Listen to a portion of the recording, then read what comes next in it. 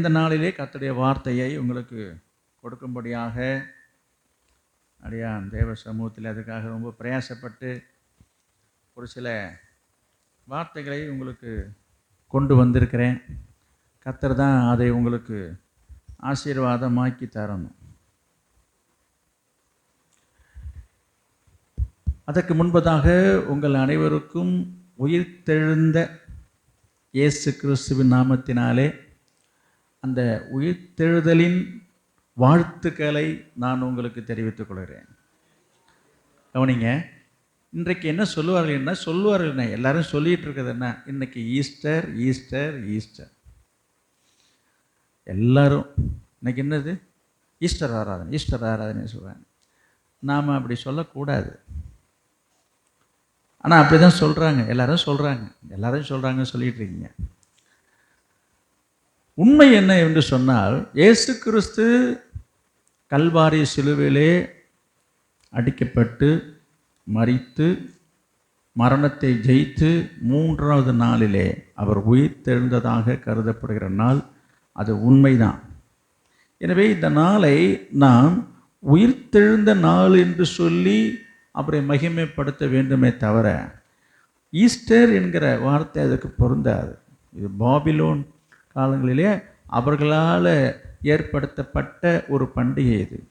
அது காலப்போக்கில் ரோமர்கள் மூலமாகவே அது ஒரு ஈஸ்டர் பண்டிகை என்று அதை பழகிட்டாங்க. அதனால் இந்த வார்த்தை ஆவிக்கு உரியவர்களாகிய நமக்கு அது பொருந்தாது. நாம் அந்த வார்த்தையை பயன்படுத்துகிறோம், சொல்லுகிறோம், இன்றைக்கு ஈஸ்டர் சர்வீஸ் என்று சொல்லுகிறோம். அப்படி அல்ல. எனவே அதை நீங்கள் விளங்கிக் கொள்ளுங்கள். சமயம் கிடைக்கும்போது அதை பற்றிய விவரங்களை நான் உங்களுக்கு சொல்லுவேன். சரி, இன்றைக்கு நான் சில வார்த்தைகளை, அந்த உயிர்த்தெழுதலை பற்றிய சில காரியங்களை நான் உங்களோடு பகிர்ந்து கொள்ள ஆசைப்படுகிறேன். ஆண்டவர் இயேசு கிறிஸ்து கடந்த நாளிலே இந்த புனித வெள்ளி அன்று நம்ம தியானித்தோம். இயேசு கிறிஸ்துடைய பாடுகளை பற்றி, மரணங்களை பற்றி, அவர் நமக்காகப்பட்ட வேதனைகளை பற்றி நான் உங்களுக்கு விவரித்து சொன்னேன். இப்படி நமக்காக பாடுபட்டு அடிக்கப்பட்டு ஜீவனை விட்ட இயேசுவை கல்லறையில் கொண்டு போய் அடக்கம் பண்ணிட்டதாக நாம் வேதத்தில் வாசிக்கிறோம். அந்த இயேசு 3வது நாளிலே உயிர்த்தெழுந்தார் என்று வேதத்தில் சொல்லப்பட்டிருக்கிறது. அது உண்மை, அது சரித்திரம், அதை நான் நம்புகிறோம். அதை தான் இன்றைக்கு உலகத்தில் உள்ள எல்லா நாடுகளிலும் அதை ஆசரிக்கிறார்கள். இப்போ நான் உங்கள்கிட்ட ஒரு காரியத்தை சொல்ல விரும்புவது என்னவென்றால், இயேசு கிறிஸ்து உயிர்த்தெழுந்தார், மகிழ்ச்சி தான். அதாவது மரித்த இயேசு உயிரோடு எழுந்தார் என்றது ஒரு பெரிய சரித்திர சாதனை தான். அதனால் அது நம்ம மேன்மையை பாராட்டுகிறோம், தவறு ஒன்றுமல்ல. நீங்கள் இதை இப்படி யோசித்து பார்த்தீர்களா என்றைக்காவது என்று நான் உங்களை பார்த்து கேட்குறேன். எப்படி என்று சொன்னால், இயேசு கிறிஸ்துக்கு மரணம் இல்லை, இயேசு கிறிஸ்துக்கு உயிர்த்தெழுகிற வல்லமை உண்டு. அந்த வல்லமையினால தான் அவர் உயிர்த்தெழுந்தார், நம்முடைய தேவன் உயிரோடு இருக்கிறார் என்பதெல்லாம் சரிதான். ஏன் நம்முடைய ஆண்டவர் இயேசு 3வது நாள் எழுந்திருந்தார்? உயிர்த்தெழுகிற ஆண்டவர் மறுநாளே உயிரோடு எழுந்திருக்கலாமே. அதுக்கு இத்தனை நாள் டைம் அவகாசம் அவசியமா என்கிற ஒரு கண்ணோட்டத்தில் நீங்கள் யோசித்து பார்த்தது உண்டா? யோசிச்சு பாருங்கள். அவருக்கு உயிர்த்தெழுதல் கூடிய வல்லமை இருக்கிறது. அப்படிப்பட்ட ஆண்டவர் என்ன செய்யலாம்? மரணத்தை சந்தித்து மரித்து உடனே என்ன செஞ்சிருக்கலாம்? திரும்ப உடனே அன்றைக்கே கூட செய்திருக்கலாம். ஆனால் அப்படி செய்யலை. அவர் உயிர்த்தெழலை. சரி, ஒரு நாள் பரவாயில்ல, கேப், ஒரு ரெஸ்ட்டு கொடுப்போம். 2வது நாள் அவர் உயிர்த்தெழுந்திருக்கலாமே. ஏன் 3வது நாள் உயிர்த்தெழுந்தார் என்று சொன்னால் அதுக்கு ஒரு காரணம் இருக்கிறது. பொதுவாக யூதர்களுடைய ஒரு வழக்கம் என்ன என்று சொன்னால், எந்த ஒரு மனிதன் யாராக இருந்தாலும் சரி மரித்து போனால் அவர்கள் அடக்கம் பண்ணுவார்கள் கல்லறைகளை வைத்து. இப்படி மரித்த அன்றே அவர்கள் அடக்கம் பண்ணிடுவார்கள். இது அவங்களுடைய பழக்கம். அப்படி அடக்கம் பண்ணும் பொழுது மரித்தவருடைய ஆத்துமா, அந்த ஆத்மா இருக்கு பாருங்க, அவருடைய நம்பிக்கை என்னவென்று சொன்னால், எந்த இடத்துல புதைக்கிறார்களோ அடக்கம் பண்ணுறார்களோ அந்த இடத்திலேயே 3 நாட்கள் அந்த அவங்களுடைய ஆத்மா அங்கேயே அசைவாடி கொண்டு சுற்றி கொண்டு இருக்கும் என்பது யூதர்களுடைய ஒரு நம்பிக்கை. அது இன்றைக்கும் சில உலகத்தார்கள் அப்படிப்பட்ட ஒரு எண்ணத்தில் இருக்கிறார்கள். இது உண்மையா பொய்யா என்கிற ஆராய்ச்சிக்கு இப்போ நான் வரல, கவனிங்க. இப்படி ஒரு நம்பிக்கையில் இருக்கிற அந்த யூதர்கள் மத்தியிலே இயேசு சிலுவையில் அறையப்பட்டு சிலுவையில் மரித்து திரும்ப ஒரு யோசேப்பின் மூலமாக கொண்டு போய் கல்லறையில் வைக்கிறதெல்லாம் நம்ம வாசிக்கிறோம் இல்லையா? இப்படி கல்லறையில் கொண்டு வைத்த உடனே ஒரு மணி நேரம் 2 மணி நேரம் கழித்து இந்த இயேசு உயிர்த்தெழுந்து வந்திருக்கலாம், வர முடியும் அவரால். ஆனால் அப்படியே அவர் செய்யலை என்று சொன்னால், அப்படி ஒரு வேளை அவர் அந்த உயிர்த்ததின் வல்லமையை வெளிப்படுத்த வண்ணமாக அவர் வெளிப்படுத்தியிருந்தால் யூதர்கள் மட்டுமில்லை, எல்லாரும் சேர்ந்து என்ன சொல்லியிருப்போம், ஏசுநாதர் சாகவே இல்லை, சும்மா ஒரு மயக்கமாக இருந்தார், மயக்கம் தெரிஞ்சு எழுந்து வந்துட்டார், அதுதாங்க விஷயம்ன்றாங்க. இன்றைக்கும் இப்பொழுதும் நிறைய பேர் இயேசு கிறிஸ்துனுடைய உயிர்த்ததலை நம்பாதவங்க நிறைய பேர் இருக்கிறாங்க. புரியுதா உங்களுக்கு? அப்படிலாம் இல்லை என்று சொல்லி மறுத்து பேசுறது இருக்கிறாங்க. எனவே அந்த நாட்களிலே இப்படிப்பட்ட ஒரு நம்பிக்கை இருப்பதனால என்ன செய்யலை ஆண்டவரே, அன்றைக்கு ஒரு உயிர்த்ததில்லை. சரி, மறுநாள் வந்திருக்கலாமே, மறுநாள் 2ஆம் நாள் வந்திருக்கலாம். அன்றைக்கு வந்தால் தான் மயக்கம் தெளிஞ்சு வந்திருக்கும். 2ஆவது நாள் வந்திருக்கலாமே. நான் முன்பே சொன்னேன், அந்த ஆவி, அந்த ஆத்மா எங்கே அசைவாடி கொண்டு இருக்குதான், மரித்த இடத்திலே வைத்த இடத்திலேயே 3-4 அளவுக்கு அந்த ஆத்மா உலாவிட்டே இருக்குமா, ஆன்மா. அப்போ இந்த யூதர்கள் என்ன செய்வார்கள், என்ன சொல்லுவார்கள் என்று சொன்னால், அது அங்கேயே சுற்றிட்டு இருந்தது இல்லை, எங்கள் போக வழி இல்லாமல் திரும்ப அவர் உடம்புக்குள்ளே பூந்துச்சு, அதாங்க ஊற்றிட்டார், அதை தாங்க இந்த ஜனங்க இப்படி கதை கட்டுறாங்க, அப்படி சொல்லிடுவாங்க அவங்க. அதனால் அதுவும் சரியல்ல. அவங்களுடைய நம்பிக்கை என்ன என்று நான் சொன்னேன், அந்த ஆவி 3 நாட்கள் அங்கே அசைபாடிட்டு இருக்கும். அப்புறம் அதுக்கப்புறம் என்னங்க பண்ண, அதுக்கப்புறமா அந்த ஆத்மா வெளியாயிடும். அதை தான் நிறைய பேர் நம்ம சொல்கிறது என்ன, அன்னாருடைய ஆத்மா சாந்தி அடையணும்னு சொல்கிறாங்க பாருங்கள். ஆன்மா சாந்தி அடையுதுன்னா என்ன, அவங்கள விட்டு அது விண்ணுக்கு போய்விடுறது என்கிறது அவங்களுடைய நம்பிக்கை. அது புரியுதுங்களா? எனவே இந்த நம்பிக்கையின் அடிப்படையில் இந்த உயிர்த்ததுடைய காரியங்கள் பொய்த்து விடக்கூடாது என்பதில் ஆண்டவர் கவனமாக இருந்திருக்கிறார். அதனால தான் அவங்க சொல்லப்பட்ட அந்த கெடு, அந்த நேரம் கடந்த பிற்பாடு சரியாக அந்த 3 தினங்கள் ஆனதுமே விடிய காலையிலே ஆண்டவர் இயேசு உயிர்த்தெழுந்தார். அல்லேலூயா. பாருங்க, ஆண்டவருடைய ஒவ்வொரு செயல்களிலும் ஒரு அர்த்தம் இருக்கிறது. நான் அன்றைக்கே சொன்னேன், வெள்ளிக்கிழமையில் இயேசு உட்கார்ந்தா அதுக்கு ஒரு காரணம் அர்த்தம் இருக்கும், நின்றா, பார்த்தா, பேசினா, ஒவ்வொன்றுக்கும் ஒரு காரணம் இல்லாமல், முகாந்திரம் இல்லாமல் இயேசு செயல்பட மாட்டார் என்று நான் உங்களுக்கு சொன்னேன். பாருங்கள், அந்த உயிர்த்தெழுதலிலும் கூட கர்த்தர் அவருடைய சித்தத்தை அவர் வெளிப்படுத்தியிருக்கிறார். அடுத்ததாக அங்கே நான் பார்க்கிறோம், இயேசு கிறிஸ்துவனுடைய கல்லறையில் அவருடைய உயிர்த்தெழுதலை பற்றி கேள்விப்பட்ட அந்த ரோம அரசாங்கத்தை சேர்ந்தவர்கள்லாம் என்ன செய்தாங்க, போய் சொல்கிறாங்க, இந்த மாதிரி சொல்லிகிட்டு இருக்கிறாங்க உயிர்த்தெழுவாங்க. அப்படியே என்று சொல்லி ஒரு பெரிய கல்லை அந்த கல்லறைக்கு வெளியாக வைத்து, அதுக்கு சீல் வைத்து, அதுக்கு காவலுக்கு 2 ஆட்களை போட்டு காவலாளில் வைத்து பாதுகாக்கும்படி உத்தரவு போட்டாச்சு. சாதாரண கல் இல்லைங்க, யாராலும் புரட்டி தள்ள முடியாத அளவுக்கு பெரிய பாரமான ஒரு கல். நான் வாசிக்கிறோம், வேதத்தில் அங்கே எழுதியிருக்குது, விடிய காலையில் இயேசு வைத்த இடத்துல போய் பார்க்க வேண்டும் என்கிற வாஞ்சையோடு ஆர்வத்தோடு இந்த மகதலை என்கிறப்பட்ட மரியாளும் மற்றவர்களும் போய் பார்க்குறாங்க. அங்கே என்னது, அங்கு கல்லறை திறந்து இருக்குது, அந்த கல்லறையை மூடியிருந்த கல்லாகப்பட்டது நகர்த்தி வைக்கப்பட்டிருக்குது, புரட்டி தள்ளப்பட்டிருக்கிறத பார்க்குறாங்க, ஆச்சரியமாக இருக்குது. இப்போ நான் உங்களுக்கு சொல்கிறேன், இப்போ தான் சொன்னேன், இயேசு கிறிஸ்து உயிர்த்தெழுந்தார். உயிர்த்தெழுந்த இயேசு கிறிஸ்து கல்லறைக்குள்ளே இல்லை இல்லையா? கல்லறையை விட்டு உயிர்த்தெழுந்த இயேசு வெளியே வந்துட்டார். நல்லா கவனிங்க.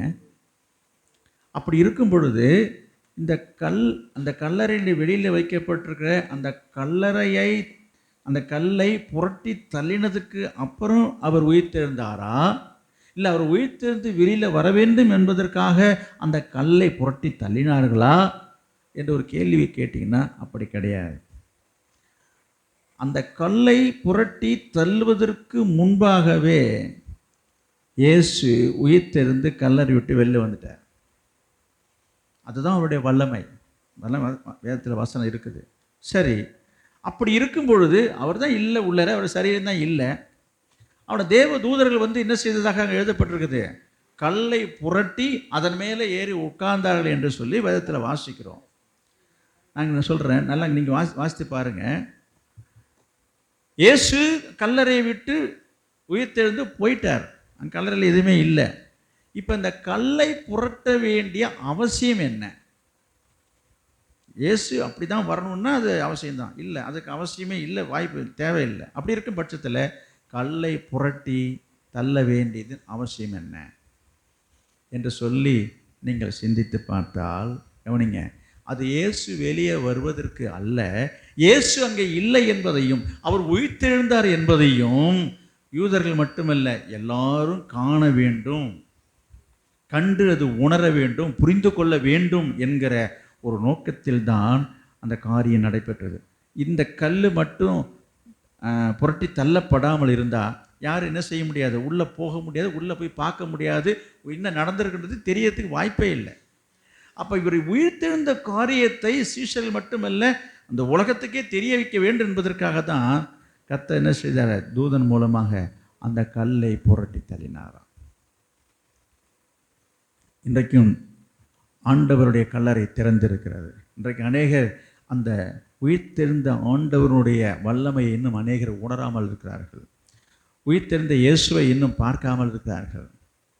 அதுக்கு காரணமே இந்த கல் தான். அநேகருடைய மனக்கண்களை அதை மறைத்து வைத்திருக்கிறது. எனக்கு அன்பானவர்களே, இந்த உயிர்த்தெழுந்த இந்த நல்ல நாளிலே இப்படி உயிர்த்தெழுந்த இந்த ஆண்டவர் இயேசு கிறிஸ்துவின் மூலமாக உங்களுக்கு கிடைக்கிற நன்மைகள் என்ன, ஆசீர்வாதங்கள் என்ன என்பதை நான் உங்களுக்கு விரைவாகவும் சுருக்கமாகவும் சொல்லி கடந்து செல்ல ஆசைப்படுகிறேன். கவனிங்க, இயேசு கிறிஸ்து மரித்து 3ஆம் நாள் உயிர்த்தெழுந்து கல்லறை விட்டு புறப்பட்டு சென்றார் என்று எழுதியிருக்கிறது.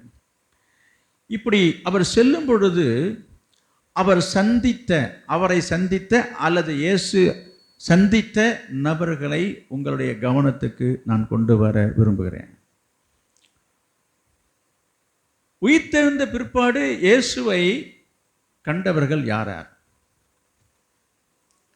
அப்படி பார்க்கும் பொழுது கவனிங்க, இப்போ இங்கே வந்திருக்கிற உங்களை நான் பார்த்து சொல்கிறேன், இந்த நாளிலே உயிர்த்தெழுந்த இயேசு உங்களை சந்திக்க வந்திருக்கிறார். உங்களை சந்திக்க வந்திருக்கிறார். அவர் யாரை சந்தித்தார் என்பது தான் முக்கியம். இப்போ உயிர்த்தெழுந்த இயேசு உயிர்த்தெழுந்த பிற்பாடு அவர் யாரையெல்லாம் சந்தித்தார் என்று பார்க்க வேண்டும். பாருங்க, இயேசு கிறிஸ்து உயிர்த்தெழுந்த பிற்பாடு இந்த உலகத்தில் 40 நாட்கள் அவர் எல்லாருக்கும் தரிசனமானார் என்று சொல்லி எழுதியிருக்கிறது. உயிர்த்தெழுந்த பிற்பாடு 40 நாட்கள் இந்த உலகத்தில் இருந்தார் அவர் அங்குமிங்குமாக. அப்போ இந்த 40 நாட்களிலே யாரையெல்லாம் சந்தித்தார், யாரையெல்லாம் பார்க்கணும் என்று அவர் தீர்மானித்திருப்பார் அல்லவா? இப்போ நீங்களாக இருந்தால் அந்த இடத்துல இப்படி யோசித்து பாருங்கள். உங்களுக்கு இது போல் ஒரு குறுகிய கால அவகாசம் கொடுக்கும் பொழுது நீங்கள் ஒரு இடத்துல பார்க்கணும் போது யாரெல்லாம் பார்க்கணும் என்று திட்டமிடுவோம். பொதுவாக நீங்கள் ஒரு வெளி தேசத்துக்கு போய் வரீங்க, ஒரு 40 நாள் தான் உங்களுக்கு டைம் இருக்குது என்று சொன்னால் நம்ம யாரெல்லாம் பார்க்கணும், யாரெல்லாம் சந்திக்கணும் என்று நினைக்கும் பொழுது உங்கள் மனதில் என்ன வரும்? உங்களுக்கு வேண்டியவர்கள், பிரியமானவர்கள், பிடித்தவர்கள், உங்கள் மனதில் நின்றவர்கள், நீங்கள் யாருக்கு முக்கியத்துவம் கொடுக்குறீங்களோ அவர்களைத்தான் பார்க்க வேண்டும் என்று சொல்லி நீங்கள் நினைப்பீர்கள்.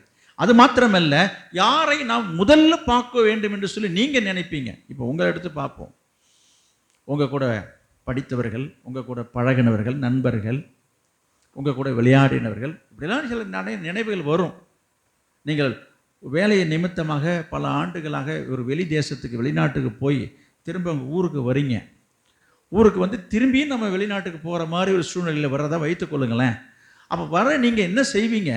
இருக்கிற இந்த ஒரு மாதத்துக்குள்ளாகவே, ஒரு வாரத்துக்குள்ளாகவே யாரையெல்லாம் பார்க்க வேண்டும் என்று சொல்லி உங்கள் மனதில் நீங்கள் நினைக்கும் பொழுது, உங்கள் மனதில் நினைவில் யாரெல்லாம் வருவார் என்று சொன்னால், உங்களுடைய பாசத்துக்கு, நேசத்துக்கு, அன்புக்கு உரியவர்கள், உங்கள் நேசிக்கிறவர்கள், யார் மீது உங்களுக்கு பிரியம் இருக்கிறதோ, யாருக்கு நீங்கள் முதலிடம் முக்கியத்துவம் கொடுக்கிறீர்களோ, யாரெல்லாம் உங்கள் நினைவுக்கு வரார்களோ அவர்களை தான் நீங்கள் பார்ப்பீங்க. எல்லாரையும் பார்க்கறதுக்கு உங்களுக்கு நேரம் இருக்காது. அப்போ ஒரு லிஸ்ட் எடுப்பீங்க அல்லவா? அதுபோல் இயேசு கிறிஸ்து உயிர்த்தெழுந்த பிற்பாடு அவர் இந்த உலகத்தில் வந்து பார்ப்பதற்காக அவர் எடுத்துக்கொண்ட நபர்களை பாருங்கள்.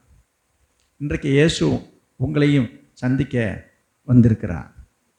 இன்றைக்கு நான் சொல்லுகிற இந்த நபர்களுடைய குணாதிசயங்கள், தகுதிகள் உங்களுக்கு இருக்கும் என்று சொன்னால் உங்களையும் ஆண்டவர் சந்திப்பார். இங்கே நான் பார்ப்போம், மார்க் எழுதின சுவிசேஷம் 16ஆம் அதிகாரம் 9வது வசனம். மார்க் எழுதின சுவிசேஷம் 16ஆம் அதிகாரம். வாரத்தின் முதலாம் நாள் அதிகாலையிலே இயேசு எழுந்திருந்த பின்பு மகதலேனா மரியாளுக்கு முதல் தரிசனமானார். பாருங்க, 9வது வசனம் பாருங்க, அந்த வசனத்தை கவனிங்க. வாரத்தின் முதலாம் நாள் அதிகாலையிலே இயேசு எழுந்து இருந்த பின்பு மகதலேனா மரியாளுக்கு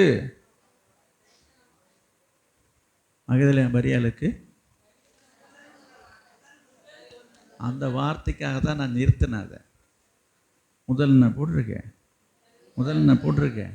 என்னங்க, முதல் அந்த 2 தடவை இருக்குதுங்க கவனிங்க. அப்போ அதுக்கு ஒரு முக்கியத்துவம், அதுக்கு ஒரு அழுத்தம் ஆவியானவர் கொடுத்துருக்கிறாரு. நீங்கள் நிறைய காரியங்கள் அப்படி சொல்லுவீங்களே, புதுசாக ஒரு காரியத்தை செய்யும் போது முதல்ல அப்படி சொல்கிறோம் பாருங்க. உங்களை தான் பார்க்குறேன், ஒரு பொருளை வாங்குகிறோம், இப்போ தான் நான் யூஸ் பண்ணுறேன், ஒரு வண்டியை வாங்குகிறோம், நம்ம சொல்கிறோம் இல்லையா? அதுபோல் கர்த்தர் யாரை முதலாக பார்த்தார், முதலாக யாரை சந்தித்தார்? உயிர்த்தெழுந்த பிற்பாடு இயேசு முதலாக யாரை சந்தித்தார்? மகதலேனா மரியாள் இல்லையா? மகதலேனா மரியாளுக்கு இயேசு என்ன பண்ணார்? தரிசனமானார். சரிங்க, இப்போ நம்ம இதை யோசிக்க வேண்டிய விஷயம் என்னன்னா, ஆண்டவருக்கு வேண்டியவர்கள் எத்தனையோ பேர் இருக்கும் பொழுது, அவர் 30 வருஷமாக வாழ்ந்தார் இந்த உலகத்தில். வாழும்போது எத்தனை பேரோடு ஒரு பழகியிருப்பார், எத்தனை பேருக்கு அவருக்கு தெரியும், எத்தனை பேர் வேண்டியவர்கள் இருக்கிறாங்க. குறிப்பாக 11 சீஷர்கள் இருக்கிறாங்க. இத்தனை பேருக்கு மத்தியிலையும் ஆண்டவர் எதனால், ஏன் முதலாக மகதலேனா மரியாளுக்கு அவர் தரிசனமாகி அவர் சந்தித்தார் என்பதை நீங்கள் சிந்திக்கணும். நீங்கள் யோசிக்கலாம், அப்படி என்ன விசேஷ தகுதி இருக்குது, என்று சொல்லி பார்த்தீங்கன்னா, அங்கே நான் பார்க்குறோம், அவரிடத்திலே ஆண்டவர் 7 பிசாசுகளை துரத்தியிருந்தார் இல்லையா? இருக்கு பாருங்க 10வது வசனத்தில். அவளுடைய தகுதி என்ன? எந்த தகுதி, எந்த அடிப்படையில் இயேசு அவளை சந்தித்தார் என்று பார்த்தா, நம்ம ஏதோ நினச்சிட்டு இருக்கிறோம், ஓஹோ ரொம்ப பெரிய பரிசுத்தவான் என்று.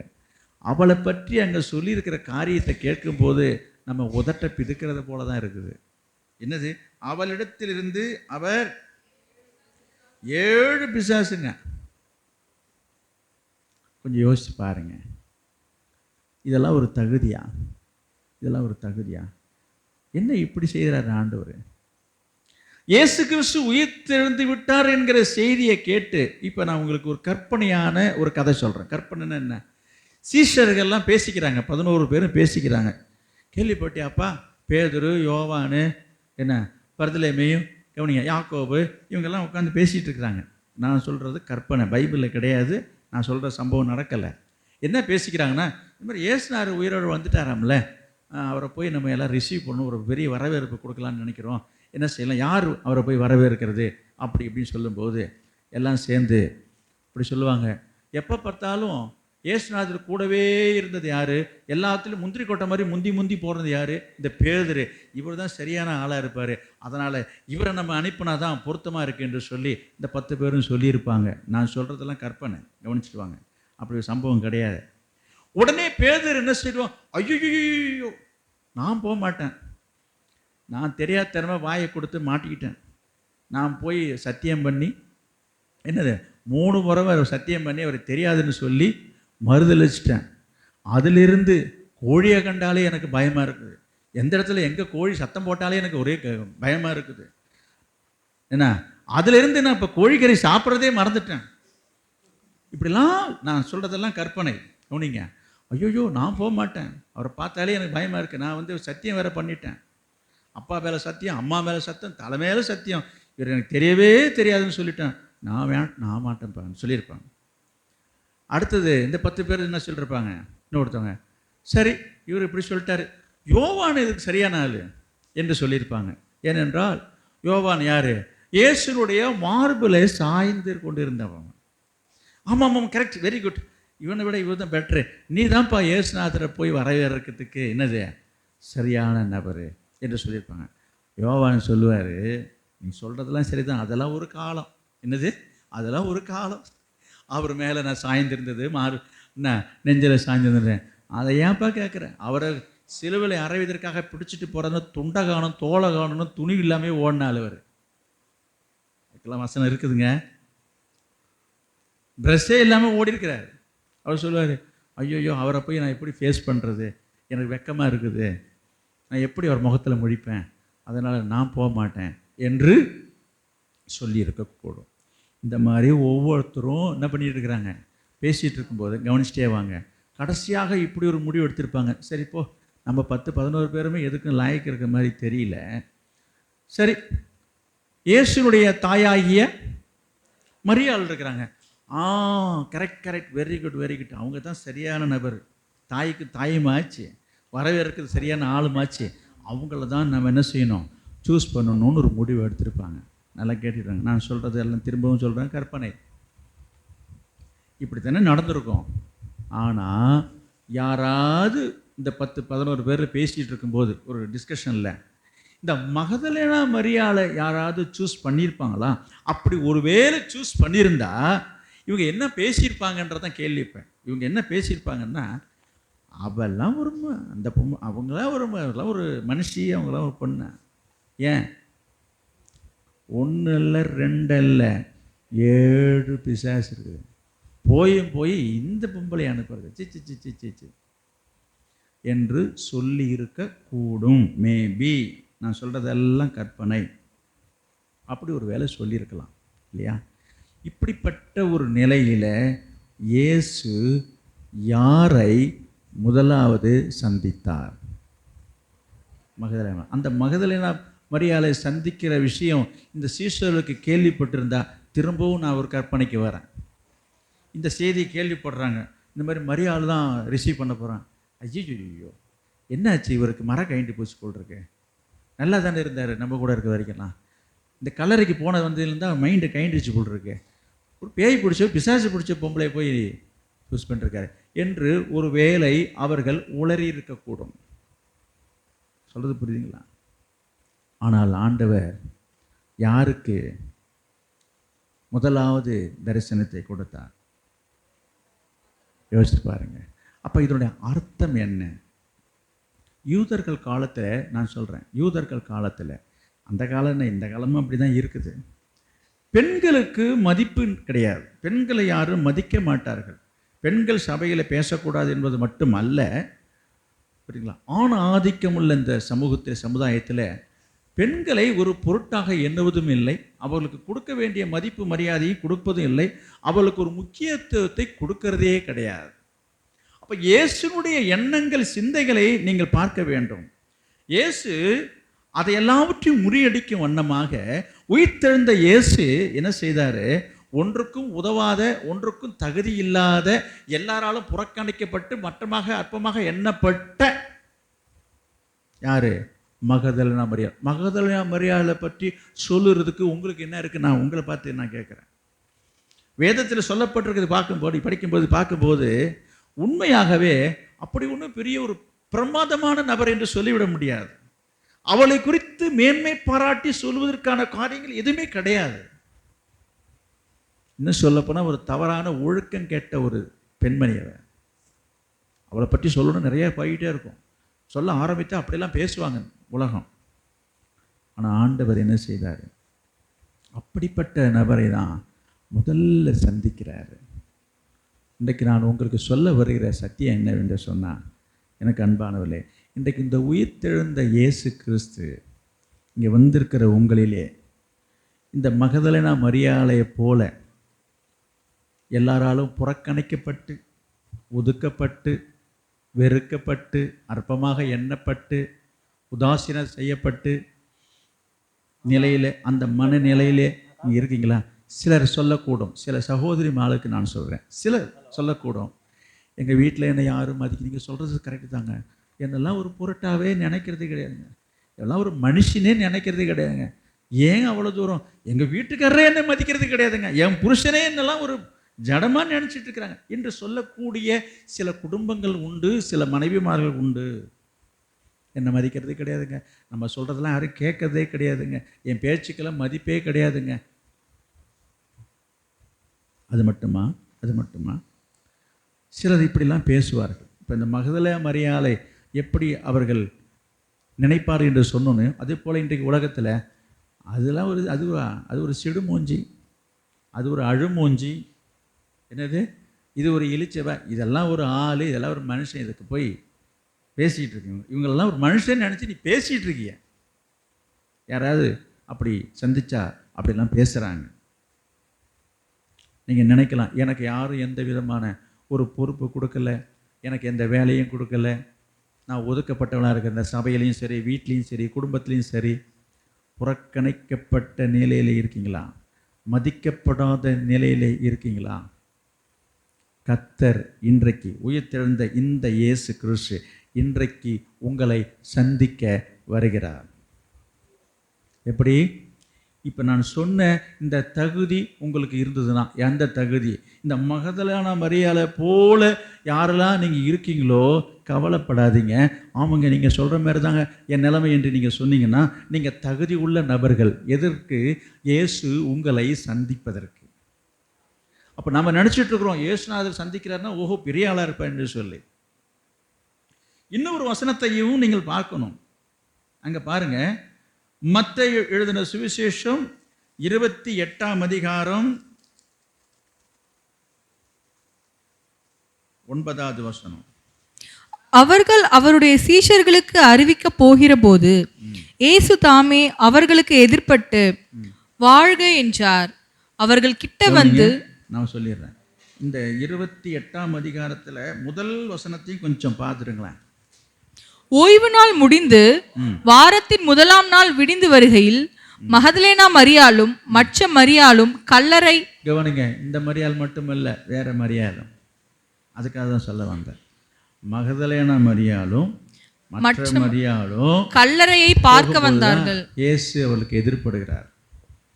கவனிங்க, இங்கே பாருங்க, இந்த 9வது வசனத்தில் அவர்கள் அவருடைய சீஷருக்கு அறிவிக்க போகிற பொழுது இயேசு தாமே அவர்களுக்கு, அவர்கள்னா மகதலேனா மரியாள் மட்டுமல்ல மற்ற மரியாளும் ஆண்டவர் தரிசனமானதை நான் உங்களுக்கு சொல்கிறேன். மரியாள் என்று சொன்னால் கவனிங்க, மரியாள் என்றால் அதுக்கு என்ன அர்த்தம்னா கசப்பு என்று அர்த்தமா. அதுக்கு மீனிங், அந்த பேருடைய அர்த்தம் கசப்பு. பாருங்க, இன்றைக்கு அநேகர் இந்த மரியாளை போல காணப்படுகிறாங்க. அநேகருடைய வாழ்க்கையே அப்படித்தான் இருக்கிறது. ஆனால் என்ன சொல்ல வருகிறேன், இவரை சந்தித்தது மட்டும் பெரிய விஷயமாக நான் சொல்லலை. கவனிங்க, சந்தித்த இயேசு அவரை பார்த்து சொன்ன காரியம் என்ன என்பது தான் ரொம்ப முக்கியம். என்னது? 9ம் 10ம் பாருங்க.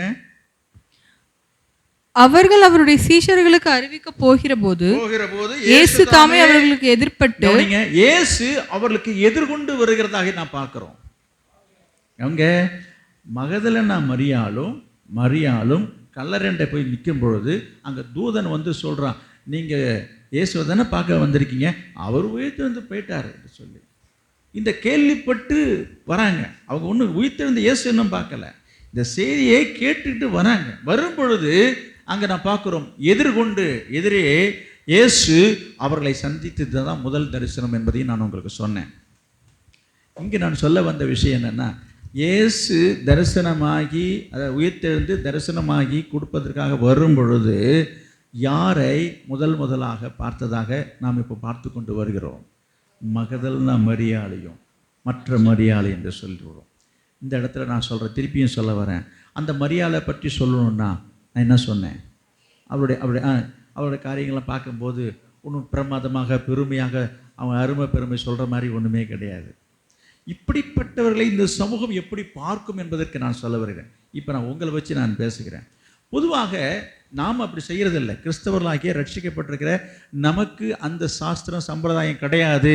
ஆனால் நீங்கள் புரிஞ்சுக்கிறதுக்காக நான் ஒரு காரியத்தை சொல்கிறேன், கவனிங்க. என்னது? யாராவது அப்படி போனாங்கன்னு சொன்னால், நீங்கள் ஒரு நல்ல காரியமாக ஒரு விசேஷத்துக்கு நீங்கள் புறப்பட்டு போகிறீங்க.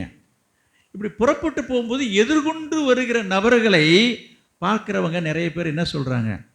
நான் வெளியே புறப்பட்டு போனேன், ஐயோ இவன் மூஞ்சில் முடிச்சுட்டு போன காரியம் அவ்வளோதான் சொல்கிறாங்களா இல்லையா? பொதுவாக பேசுகிறேன், நீங்கள் செய்கிறீங்கன்னு நான் சொல்லலை, புரியுதா? யாராவது எதிர் திசையில் எதிர்நோக்கி எதிர்த்தாப்பில் வந்தாங்கன்னா போச்சுடா, இது ஒரு பக்கம். இன்னும் சிலர் உண்டு, விதவைகளையோ மற்றவர்களை பார்த்தா அதை ஒரு குறைவாக அற்பமாக நினைக்கிற ஒரு சம்பிரதாயம் இன்றைக்கும் சில மக்கள் மத்தியில் இருக்கிறது. இதெல்லாம் தவறு. நான் எங்கே வருகிறேன் என்று சொன்னால், அப்படி இருக்கும்போது என்ன பேசுவார்கள், உலகத்தார் என்ன பேசுவார் நான் சொல்கிறேன். போய் நான் போகும்போது யார் வந்தது? இந்த மூஞ்சில் நான் போய் முழிப்பேன். நான் மனுஷர்களை சொல்கிறேன். அப்படித்தானே சில பேர் பேசுகிறாங்க, அப்படித்தானே நினைக்கிறாங்க, அப்படித்தானே சொல்கிறாங்க. ஆனால் இயேசு அவர் உயிர்த்தெழுந்த பிற்பாடு எதிர்கொண்டு வர்றது யாராக இருக்குது? பேய் பிசாசு பிடிச்ச 7 பிசாசு பிடித்த அந்த மரியாதை தான் பார்க்குறாரு. பாருங்க, அற்பமாக எண்ணப்பட்டவர்கள். மற்றவர்கள் சீசர்களாக இருக்கட்டும், மற்றவர்களாக இருக்கட்டும், அவங்க அற்பமாக தான் எண்ணாங்க. இயேசு அவர்களை அற்பமாக எண்ணவில்லை என்பதை நான் சுட்டி காட்ட வருகிறேன். இப்போ எங்கே வரேன்னா, அதே போல் இங்கே வந்திருக்கிற உங்களுடைய வாழ்க்கையை நான் சொல்கிறேன். ஒருவேளை இந்த சமூகம், இந்த சமுதாயம், உங்களுடைய குடும்பம், உங்களுடைய இனம், உங்களுடைய ஜனம் உங்களை புறக்கணிக்கலாம், அற்பமாக எண்ணலாம், உங்களை மதிக்காமல் போகலாம், உங்களுக்கு கொடுக்க வேண்டிய மதிப்பை கொடுக்காமல் போகலாம். என்ன வேணாலும் செய்யட்டும், ஆண்டவர் இயேசு உங்களை மதிக்கிறார். எப்படி? இப்போ படிங்க சீக்கிரமாக, 10 படிங்க. அப்பொழுது இயேசு நோக்கி, பயப்படாதிருங்கள், நீங்கள் போய் என் சகோதரர் கலிலேயாவுக்கு போகும்படி அவர்களுக்கு சொல்லுங்கள். நல்லா கவனிக்கணும். யார்கிட்ட செய்தி சொல்லி அனுப்புறாரு, அது ஒரு முக்கியமான விஷயம். பார்த்தாருன்னா பார்த்ததோடு போயிடலைங்க.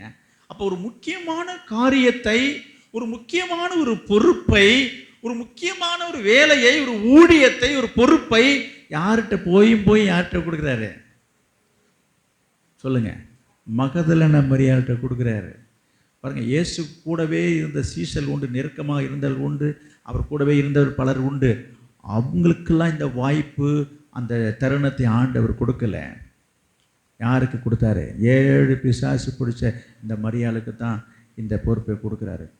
அப்போ முதல் ஊழியத்தை, அதாவது இவர் உயிர்த்தெழுந்த இந்த நற்செய்தியை, இந்த சுவிசேஷத்தை, இந்த செய்தியை சொல்லும்படியான ஒரு ஊழியத்தினுடைய பொறுப்பை ஆண்டவர் யாரிடத்தில் கொடுத்ததாக பார்க்குறோம்? எந்த ஒரு தகுதியும் இல்லாத மகதலேனா மரியாளுக்கு தான் ஆண்டவர் கொடுத்தார். நான் இன்றைக்கு உங்களுக்கு சொல்கிறேன், எனக்கு எந்த தகுதியும் இல்லைங்க, நான் படித்ததே இல்லைங்க, நான் படிக்கவே இல்லைங்க, எனக்கு ஒன்றுமே தெரியல என்று சொல்லி நீங்கள் நினைத்து கொண்டு இருக்கலாம். கர்த்தர் உயிர்த்தெழுந்த இயேசு கிறிஸ்து உங்கள் மேலே கிருபையாக இருக்கிறார், உங்களை நேசிக்கிறார், உங்களை மதிக்கிறார், உங்களுடைய உணர்வுகளை மதித்து உங்களை அவர் பயன்படுத்துவார். மகதலேனா மரியாளுக்கு செய்தது போல ஆண்டவர் செய்வார். யாருக்கு செய்வார்? அந்த மரியாளை போல நான் இருக்கிறேன்னு யாரெல்லாம் ஃபீல் பண்ணுறீங்களோ, யாரெல்லாம் நீங்கள் அப்படி ஃபீல் பண்ணுறீங்களோ, கர்த்தர் உங்களை சந்திப்பார். இரண்டாவதாக ஆண்டவர் சந்தித்த நபரை நான் உங்களுக்கு கொண்டு வருகிறேன். 1 கொரிந்தியர் 15ஆம் அதிகாரம் 3வது வசனம். நான் அடைந்ததும் உங்களுக்கு பிரதானமாக ஒப்புவித்ததும் என்னவென்றால், கிறிஸ்துவானவர் வேத வாக்கியங்களின்படி நமது பாவங்களுக்காக மரித்து அடக்கம் பண்ணப்பட்டு வேத வாக்கியங்களின்படி 3ஆம் நாளில் உயிர்த்தெழுந்து கேபாவுக்கும் பின்பு 12 தரிசனமானார். பின்பு 12 பேருக்கும் அவர் தரிசனமானார் எழுதியிருக்குது. இருக்குதா? சரி, இப்ப பாருங்க, பின்பு மரியாளுக்கு வெளிப்படுத்தினதுக்கு அப்புறமாக ஆண்டவர் இரண்டாவதாக சந்தித்த ஒரு நபர் யார் என்று சொன்னா கேபான்னா அது பேதுரு. பேதுருவை ஆண்டவர் சந்திக்கிறார். சரி, இப்போதான் நான் சொன்னேன் பேதுருவை பற்றி. பேதுரு என்பது யார்? ஒரு கேவலமான ஒரு காரியத்தை செய்தவன் இந்த பேதுரு. 3 முறை இயேசுவை எனக்கு தெரியாது என்று சொல்லி சத்தியம் செய்து மறுதலித்தவன் அவன். இதெல்லாம் ஒரு பச்சை துரோகம் இல்லையா? சொல்லுங்க, கவனிங்க. இப்படிப்பட்ட இந்த பேதுருவை இயேசு சந்தித்தார் என்று எழுதியிருக்கிறது, தரிசனமானார் என்று எழுதியிருக்கிறது. இப்போ உங்களை அந்த இடத்துல வச்சு பார்ப்போம். உங்களுக்கு விரோதமாக ஒருத்தவங்க செயல்பட்டு உங்களுக்கு ஒருத்தவங்க துரோகம் பண்ணிட்டாங்க. எப்படி பேதுரு இயேசுவை மறுதலிச்சு அவருக்கு துரோகமாக சத்தியம் பண்ணி எனக்கு அவர் தெரியவே என்று சொன்னது போல யாராவது உங்களை அப்படி பேசியிருந்தால், யார் மூலமாவது உங்கள் மனசு அப்படி ஒரு வேதனையை நீங்கள் சந்தித்து இருப்பீர்கள் என்று சொன்னால், அப்படிப்பட்ட ஒரு நபர் உங்களுக்கு எதிர்கொண்டு வருவதாக நீங்கள் எண்ணினால் நீங்கள் என்ன செய்வீங்க? பொதுவாக மனுஷிகமாக நம்ம பேசுவோம். சாதாரணமாக அப்படிப்பட்ட ஒரு நபர் உங்களுக்கு எதிர வராங்கன்னு சொன்னாலே என்ன பண்ணுவீங்க? முகத்தை திருப்பிப்போம், பார்த்தாலும் பார்க்காத மாதிரி போகும். போய் இது மூஞ்சலையா முழிக்கிறோம் என்று சொல்லி நம்ம மனசுக்குள்ளே பொறுமுவோம். அவன் செய்த துரோகங்கள் உங்கள் மனதிலே வரும். அதை நினச்சி நீங்கள் குமுறுவீங்க, முறுமுறுப்பீங்க. சொல்லுங்க. ஆனால் ஆண்டவர் என்ன செய்யலை? அந்த என்ன அது ஆச்சரியமாக இருக்குதுங்க. ஒரு மறுதலிச்சவன் சத்தியம் பண்ணுன இத்தனை பேர் இருக்கிறாங்க, இதெல்லாம் விட்டுட்டு பேதுருக்கு ஆண்டவர் தரிசனமானார் என்று எழுதியிருக்குதே. இப்போ இது இதை காட்டுகிறது என்று சொன்னால் கவனிங்க. இன்றைக்கு முதலாவது நான் சகோதரிகளுக்கு சொன்னேன், நான் பிரதேஷ் சொல்கிறேன், 2 பேருக்கு சேர்ந்து இந்த காரியத்தை நீங்கள் எடுத்துக்கலாம். ஒருவேளை இப்படிப்பட்ட ஒரு மனநிலையோடு நீங்கள் இருக்கலாம். எப்படிப்பட்ட மனநிலைமை என்று நான் சொல்கிறேன். ஆண்டவரை ஏற்றுக்கொண்டு ரட்சிக்கப்பட்டு ஞானஸ்நானம் எடுத்து சத்தியத்தை அறிந்து வேதத்தை அறிந்து எல்லாவற்றையும் புரிந்து ஊழியெல்லாம் செய்து கர்த்தர் யார் என்றெல்லாம் தெரிந்து கர்த்தருக்கு விரோதமாக பேதுருவை போல, கர்த்தரை தெரியலை என்று சொல்லி பேதுரு மறுதலித்தது போல உங்களுடைய காரியங்களிலே, உங்கள் வாழ்க்கையின் காரியங்களிலே, குடும்பத்தின் காரியங்களிலே ஆண்டவரை நீங்கள் மறுதலிச்சிருக்கலாம். ஒரு பரிசுத்தவான் சொல்கிறாங்க, ஒரு சொன்னது ஞாபகத்து வருது, நம்ம இயேசுவுக்கு சாட்சியாக வாழணும், சாட்சியாக இருக்கணும். சாட்சியாக வாழ்வது என்பது என்ன என்று சொன்னால், ஏதோ ஆண்டவர் எனக்கு வயிற்று வலியை சுகமாக்குனார், தலைவலியை சுகமாக்குனார், எனக்கு ஒரு குழந்தையை கொடுத்தாரு என்று சொல்கிறதல்ல சாட்சி. அது சாட்சி தான், அதுவல்ல சாட்சி. ஒரு மேன்மையான சாட்சி என்று சொன்னால் அவருடைய வாழ்விலும் சாவிலும் கர்த்தரை யார் என்று இந்த உலகத்துக்கு அவன் காண்பிக்கிறானோ அதுதான் சாட்சி. புரியுதா உங்களுக்கு? புரியலையா உங்களுக்கு? வாழ்விலும் சாவிலும் என்ன அர்த்தம்?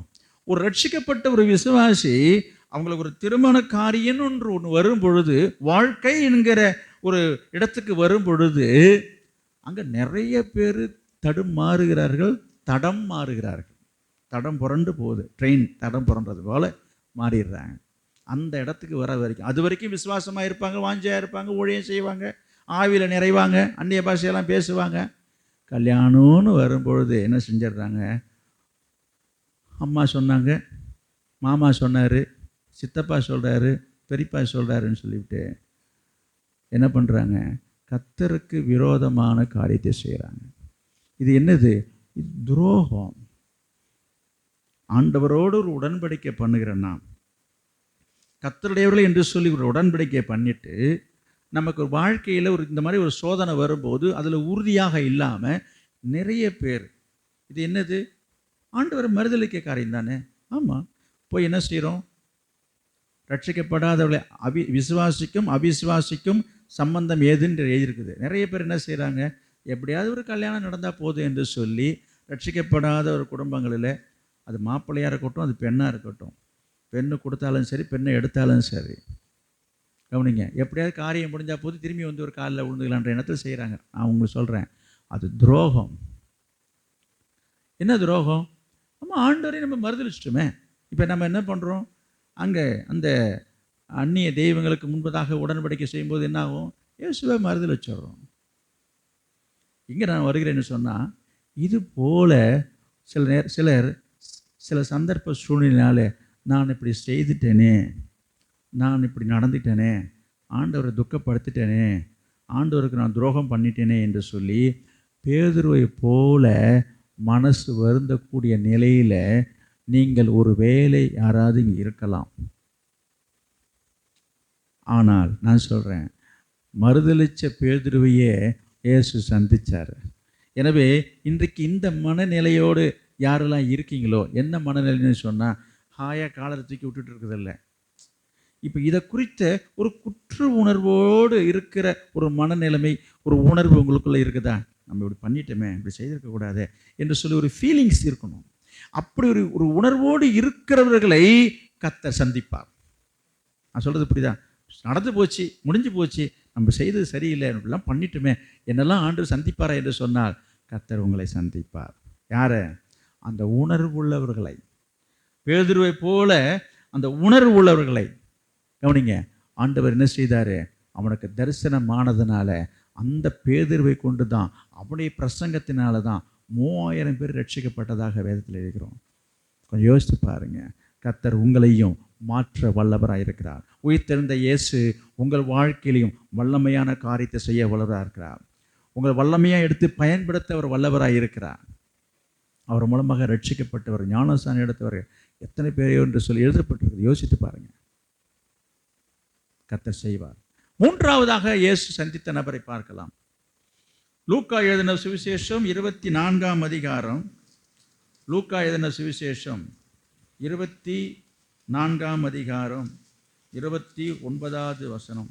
அவர்கள் அவரை நோக்கி, நீர் எங்களுடனே தங்கியிரும், சாயங்காலம் ஆயிற்று, பொழுதும் போயிற்று என்று அவர் வருந்தி கேட்டுக்கொண்டார்கள். அப்பொழுது அவர் அவர்களுடனே தங்கும்படி உள்ளே போனார். அவர்களுடனே அவர் பந்தி இருக்கையில் அவர் அப்பத்தை எடுத்து ஆசீர்வதித்து அதை பிட்டு அவர்களுக்கு கொடுத்தார். அப்பொழுது அவர்களுடைய கண்கள் திறக்கப்பட்டு அவரை அறிந்தார்கள். உடனே அவர் அவர்களுக்கு மறைந்து போனார்.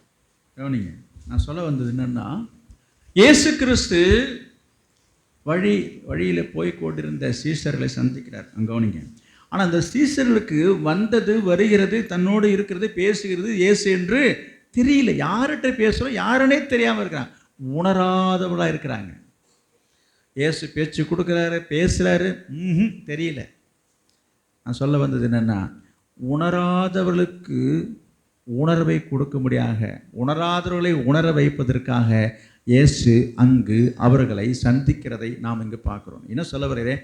நம்மளை யாருன்னே தெரியல, தெரியாத மாதிரி இருக்கிற, நம்ம கண்டுக்கல, நம்மளை பற்றி ஒரு உணர்வே இல்லாத இருக்கிறான், இவனெல்லாம் ஒரு மனுஷன் நினச்சி இவன்ட்டெல்லாம் நம்ம நின்று பேசிகிட்டு இருக்கிறோம் பாரு என்று சொல்லி நீங்கள் சிலர் நினைக்கக்கூடும். மனுஷியமாக நம்ம இதை சிந்திச்சு கொண்டு சொன்னால் என்ன பண்ணுவோம்? நம்மளை அவங்க மதிக்கலை, நம்மளை யாருன்னு நினைக்கல, நம்மளை யாருன்னு தெரியலன்னு சொல்கிறோம், இவன்ட்டெல்லாம் போய் நின்று என்ன இங்கே பேச வேண்டியிருக்குது. இயேசு அவங்களோட தான் பேசிகிட்டு இருக்கிறார்.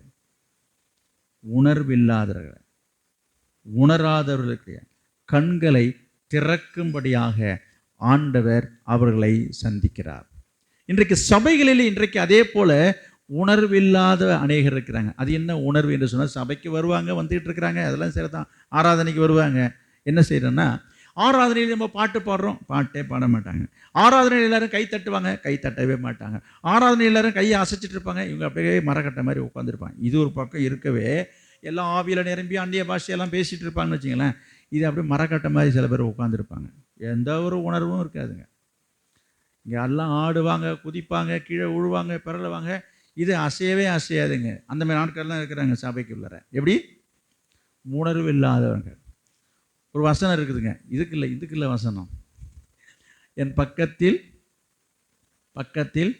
1000 பேரும் வலது பக்கத்தில் 10000 பேர் விழுந்தாலும் நான் அசைய மாட்டேன். இது வேற, அது வசனம். அது இங்கே பாருங்க, சபையில் ஆராதனை நடந்துட்டு இருக்கும்போது நான் நிறைய பேரை கவனிக்கிறேனே, எல்லாம் நல்லா உற்சாகமாக நல்ல அந்நிய பாஷை பேசுவாங்க, ஆவியில் நிறைஞ்சிட்டு இருப்பாங்க, பாட்டெல்லாம் பாடிட்டு இருப்பாங்க.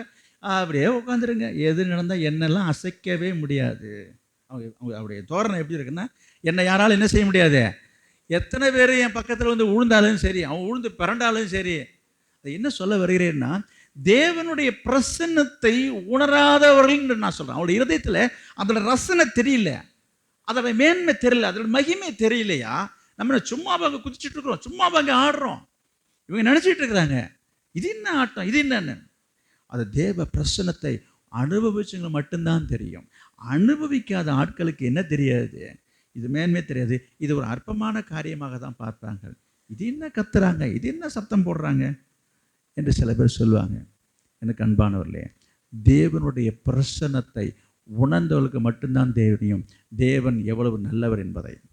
இதை உணராதவர் நிறைய பேர் சபைக்குள்ளே தான் இருக்கிறாங்க, அவன் சபையில் தான் இருப்பாங்க. சிலர் என்ன செய்வாங்க, சில காரியங்களை நம்ப மாட்டாங்க, இந்த மாதிரி காரியங்களை உணர மாட்டாங்க.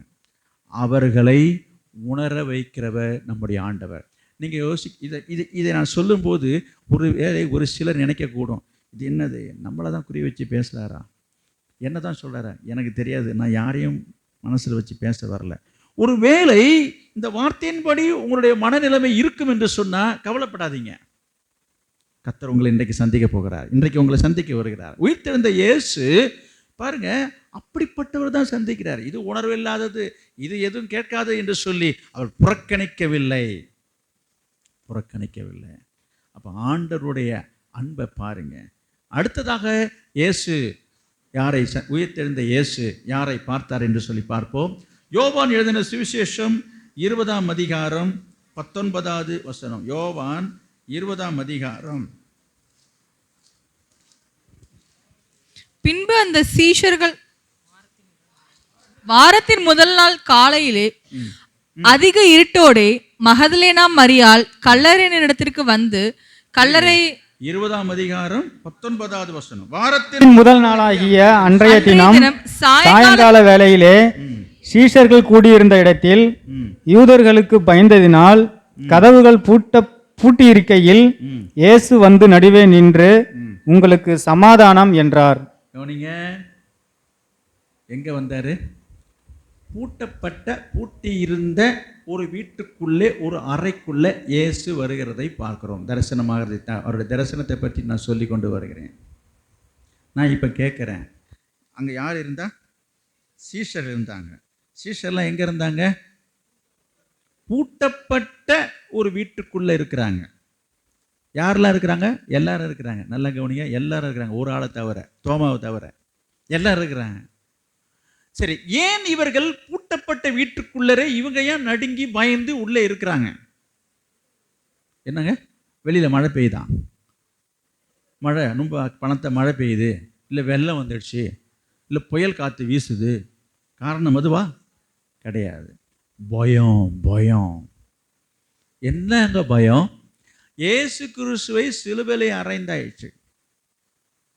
அறைந்ததுக்கு அப்புறம் என்ன ஆச்சு? அவர் உயிர்த்தெழுந்தார் என்ற செய்தி கேட்ட உடனே எல்லாருக்கும் கொதிப்பாயிடுச்சு. இதுக்கெல்லாம் காரணம் யார்? புடினா அவங்கள கூட இருந்தவங்களா என்று சொல்லி, எங்கே நம்மளை விரட்டி வந்து நம்மளை பிடிச்சிட்டா என்ன பண்ணுறோன்னு சொல்லி தான் இவங்க எல்லாம் பயந்து நடுங்கி ஒரு வீட்டுக்குள்ளே, அதுவும் பூட்டிக்கிட்டு போயிருக்கிறாங்க. இயேசுநாதர் வந்து கதவை தட்டலை. ஒருவேளை தட்டியிருந்தான் யாராவது போயிருப்பாங்கன்னு நினைக்கிறோம். ஐயோ யாரும் தெரியல, நீ போ நான் போ, போட்டி என்ன செய்வாங்க? இங்கே பாருங்கள், நம்ம வீட்டில் கூட சில நேரத்தில் அப்படி நடக்கும் பாருங்களேன். இந்த மாதிரி யாரையாவது நம்ம வீடு பூட்டிருக்கும்போது யாராவது நைட்டில் வராங்கன்னு, யாரோ நம்ம சொந்தக்காரங்களாக இருக்கட்டும், எனக்கு தெரியாது, நான் போக மாட்டேன், எனக்கு பயமாக இருக்கேன், நீ போய் கதை தர, நீ இந்த மாதிரி ஒரு போட்டி இருக்கிறதை பார்க்குற பாரு. அதே போல் இந்த சீசன் என்ன பண்ணியிருப்பாங்க? நான் போக மாட்டேன், நீ போக மாட்டேன்னு இருப்பாங்க. இயேசு பார்த்தாரு, ஏன்ப்பா உங்களுக்கு இந்த பிரச்சனைன்னு சொல்லிட்டு, வீடு பூட்டி இருக்கும் பொழுதே, கதவு திறக்கப்படாமலேயே, கதவை தட்டாமலேயே இயேசு என்ன செய்துட்டாரு? திடீர்னு வந்து அங்கே நிற்கிறாரு. வந்து என்ன சொல்றாருங்க பாருங்க.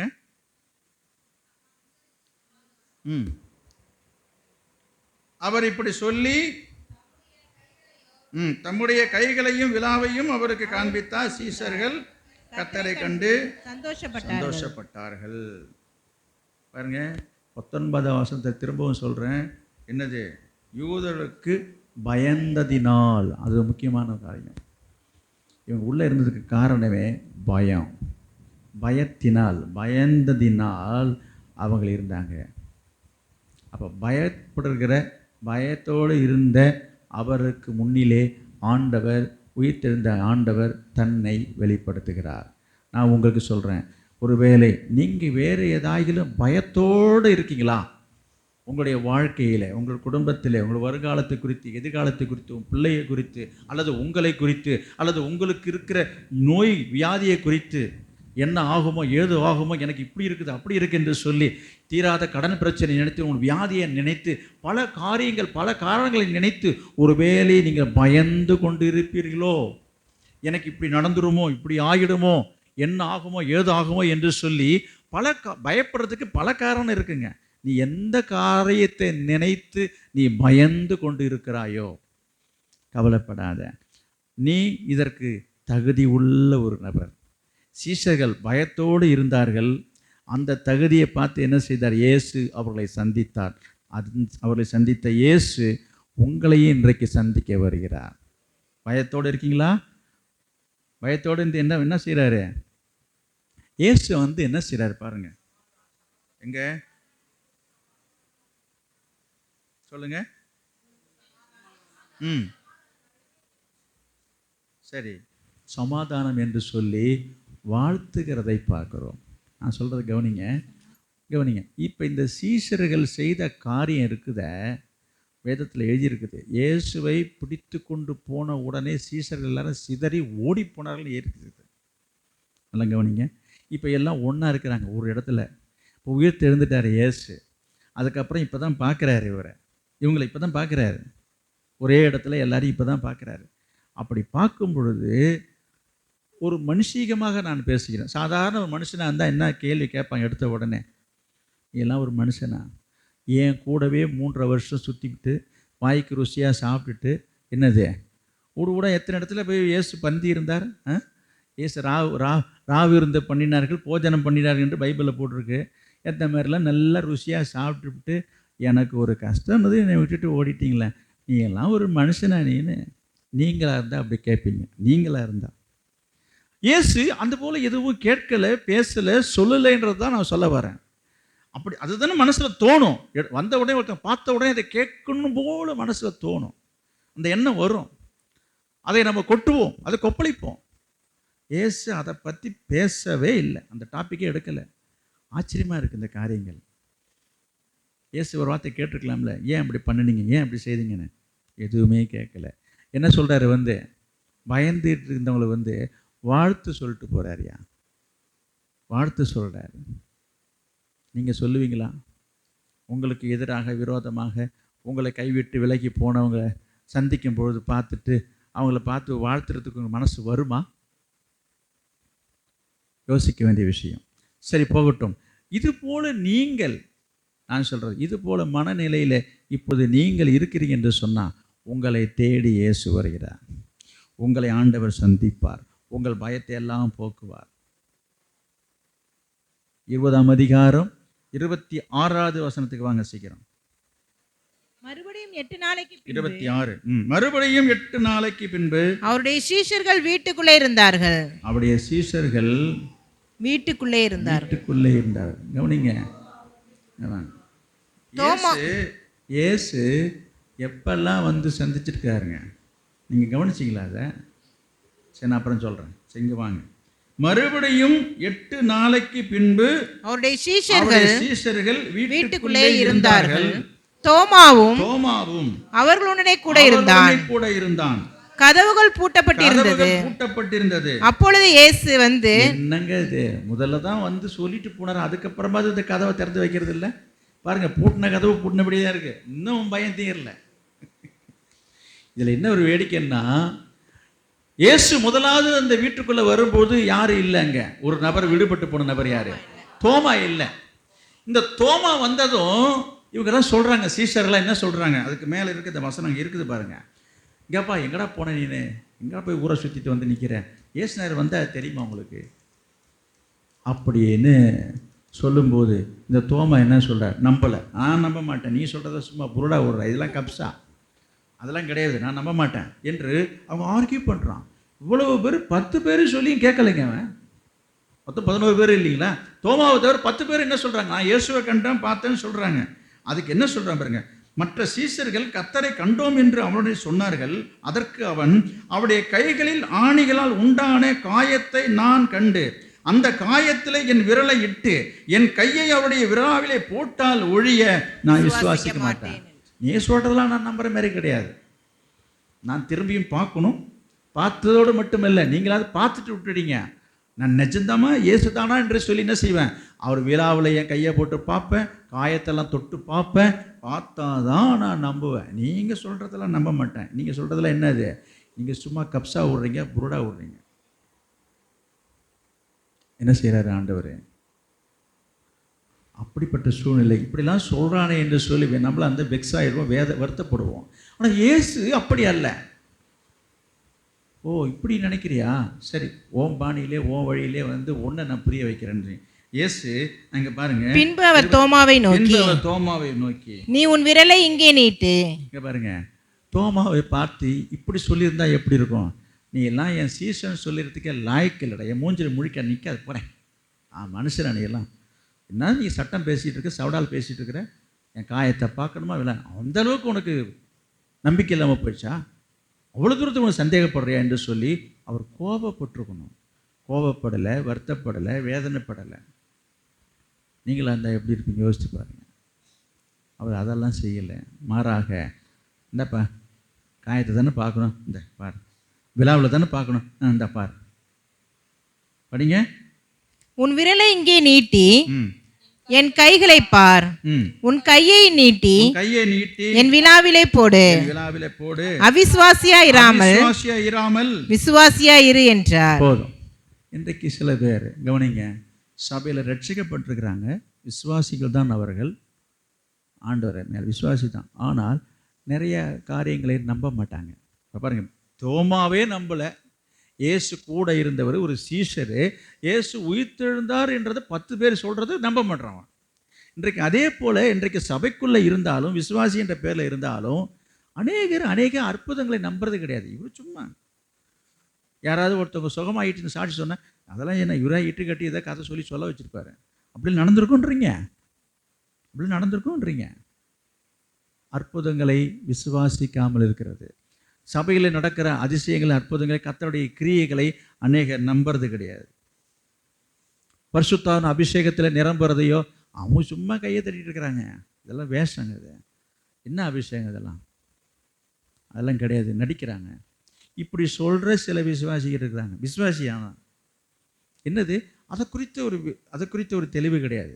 வருவாங்க போவாங்க. இதெல்லாம் என்னங்க? இது கீழே விடுறாங்க, பெறல்றாங்க, சும்மா அதெல்லாம் நடிப்புங்க. அதெல்லாம் இதுதான். இந்த மாதிரி யாராவது சுகம் கொடுத்தாரு சொல்லி சாட்சி சொல்ல வந்தாக்க அதெல்லாம் சும்மாங்க. அதெல்லாம் கத்தராது சும்மா இவங்க அப்படியே சொல்ல வச்சுருப்பாங்க. இது போல எதிர்மறையான கருத்துக்கள் ஒரு சிலரிடத்தில் இருக்கிறது. கத்தர் உங்களை பார்த்து தான் சொல்கிறாரு, நீ என்னப்பா இருக்காத, அவிசுவாசியாக இருக்காதப்பா, நீ விசுவாசியாக இரு என்று இன்றைக்கு உங்களை பார்த்து கர்த்தர் சொல்கிறார். இன்றைக்கு யாரெல்லாம் அதுபோல எண்ணங்கள், சிந்தைகள் உங்கள் மனதில் இருக்கிறதோ, யாரெல்லாம் அப்படிப்பட்ட மனநிலையோடு இருக்கீங்களோ, நீங்கள் சொல்கிற மாதிரி தாங்க இருந்திருக்கேன், என்னையே சொல்கிற மாதிரி இருக்குன்னு நினைக்கிறேன், கவலையப்படாதீங்க. அதை ஒத்துக்கிட்டாலே போதும்.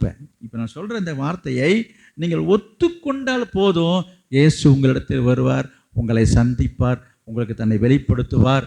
நீங்கள் விசுவாசமாக இருக்க வேண்டும் என்பதற்காக அவர் விரும்புகிறவராக இருக்கிறார். புரியுதுங்களா? அடுத்ததாக பார்க்கலாம். யோவான் எழுதின சுவிசேஷம் 21ஆம் அதிகாரம் 2வது வசனம்.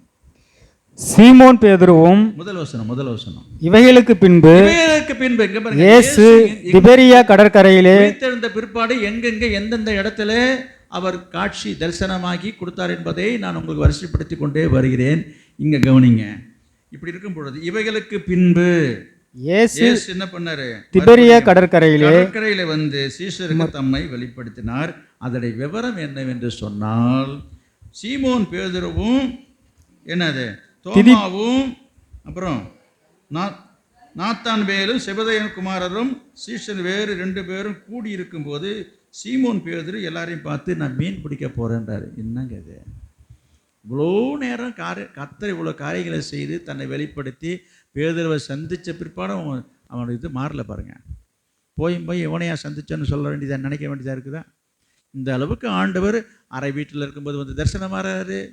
எல்லாவற்றையும் செய்து பார்த்த பிற்பாடும் இந்த பேதுருடைய காரியம் என்னவா இருக்குது பாருங்கள்.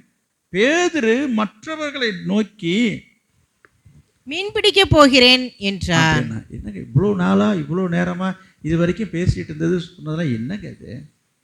அதுக்கு என்ன காரணம் தெரியுமா? இங்கே பாருங்கள், இவைகளுக்கு பின்பன்று இருக்குல்ல. நீங்கள் இப்போ பார்த்தீங்கன்னா இந்த 20ஆம் அதிகாரத்தில் முதல் வசனத்தை முதல் வார்த்தையை நீங்கள் கவனிக்கும்படி கேளு. வாரத்தின் முதல் நாள் காலையிலே போதும். 19வது வசனத்தை பாருங்க. வாரத்தின் இருக்கா இல்லையா? முதலாம் நாளாகிய அன்றைய முதல் நாளாகிய இருக்கா இல்லைங்களா? அடுத்தது 26வது வசனத்தை பாருங்க. அதற்கு 8 நாளைக்கு பின்புன்னு இருக்கு பாருங்க. இருக்கா?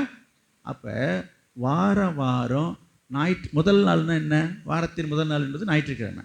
வாரம் ஞாயிற்றுக்கிழமை ஆண்டவர் தரிசனமாகி வந்துக்கிட்டு போயிட்டு இருந்திருக்காருன்றது இந்த தொடர் சம்பவங்கள்லேருந்து நமக்கு ஒரு காரியம் தெரிய வருகிறது. கவனிச்சிங்களா?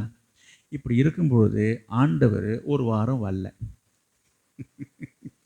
தொடர்ச்சியாக நீங்கள் பாருங்கள். முதல்ல மகதலேனா மரியாதை சந்திச்சார்.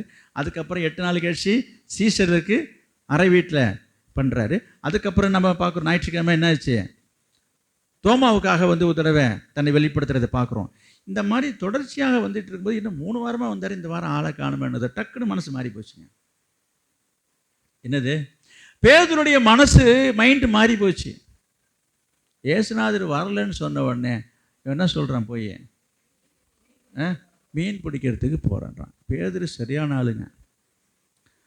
என்னன்னா கவனிங்க, சீஷர்களை அவன் கூப்பிடலை. என்ன இருக்குது பாருங்க, நல்லா பாருங்க. அப்படியே இருக்குது. பேதுரு மற்றவர்களை நோக்கி மீன் பிடிக்க போகிறேன் என்றான். அவ்வளோதான். நல்லா பாருங்க. நீங்கள் வர்றீங்களா அப்படின்னு அவன் கேட்கல. எல்லாரும் நீங்கள் எல்லாரும் வாங்க, அவனை யாரையும் அழைக்கவும் இல்லை. நீங்கள் வருவீர்களா என்று சொல்லி அழைப்பும் கொடுக்கல. அவன் என்ன சொல்கிறான் அப்படின்னா மறைமுகமாக, இங்கே பாருப்பா, நான்லாம் மீன் பிடிக்க போகிறேன்ப்பா. அதுக்குள்ளே அர்த்தம் உங்களுக்கு புரியும். சில நேரத்தில் பிள்ளைங்கள்லாம் விளையாடும் போது சொல்கிறத பார்த்துருப்பீங்களே, நான்லாம் போகிறேன்ப்பா, வரவங்க வரலாம். தெரியுது உங்களுக்கு? சொல்லாமல் என்னது, நான் விளையாட போகிறேன்ப்பா, யாரெல்லாம் வரீங்க, வரவங்க வாங்க.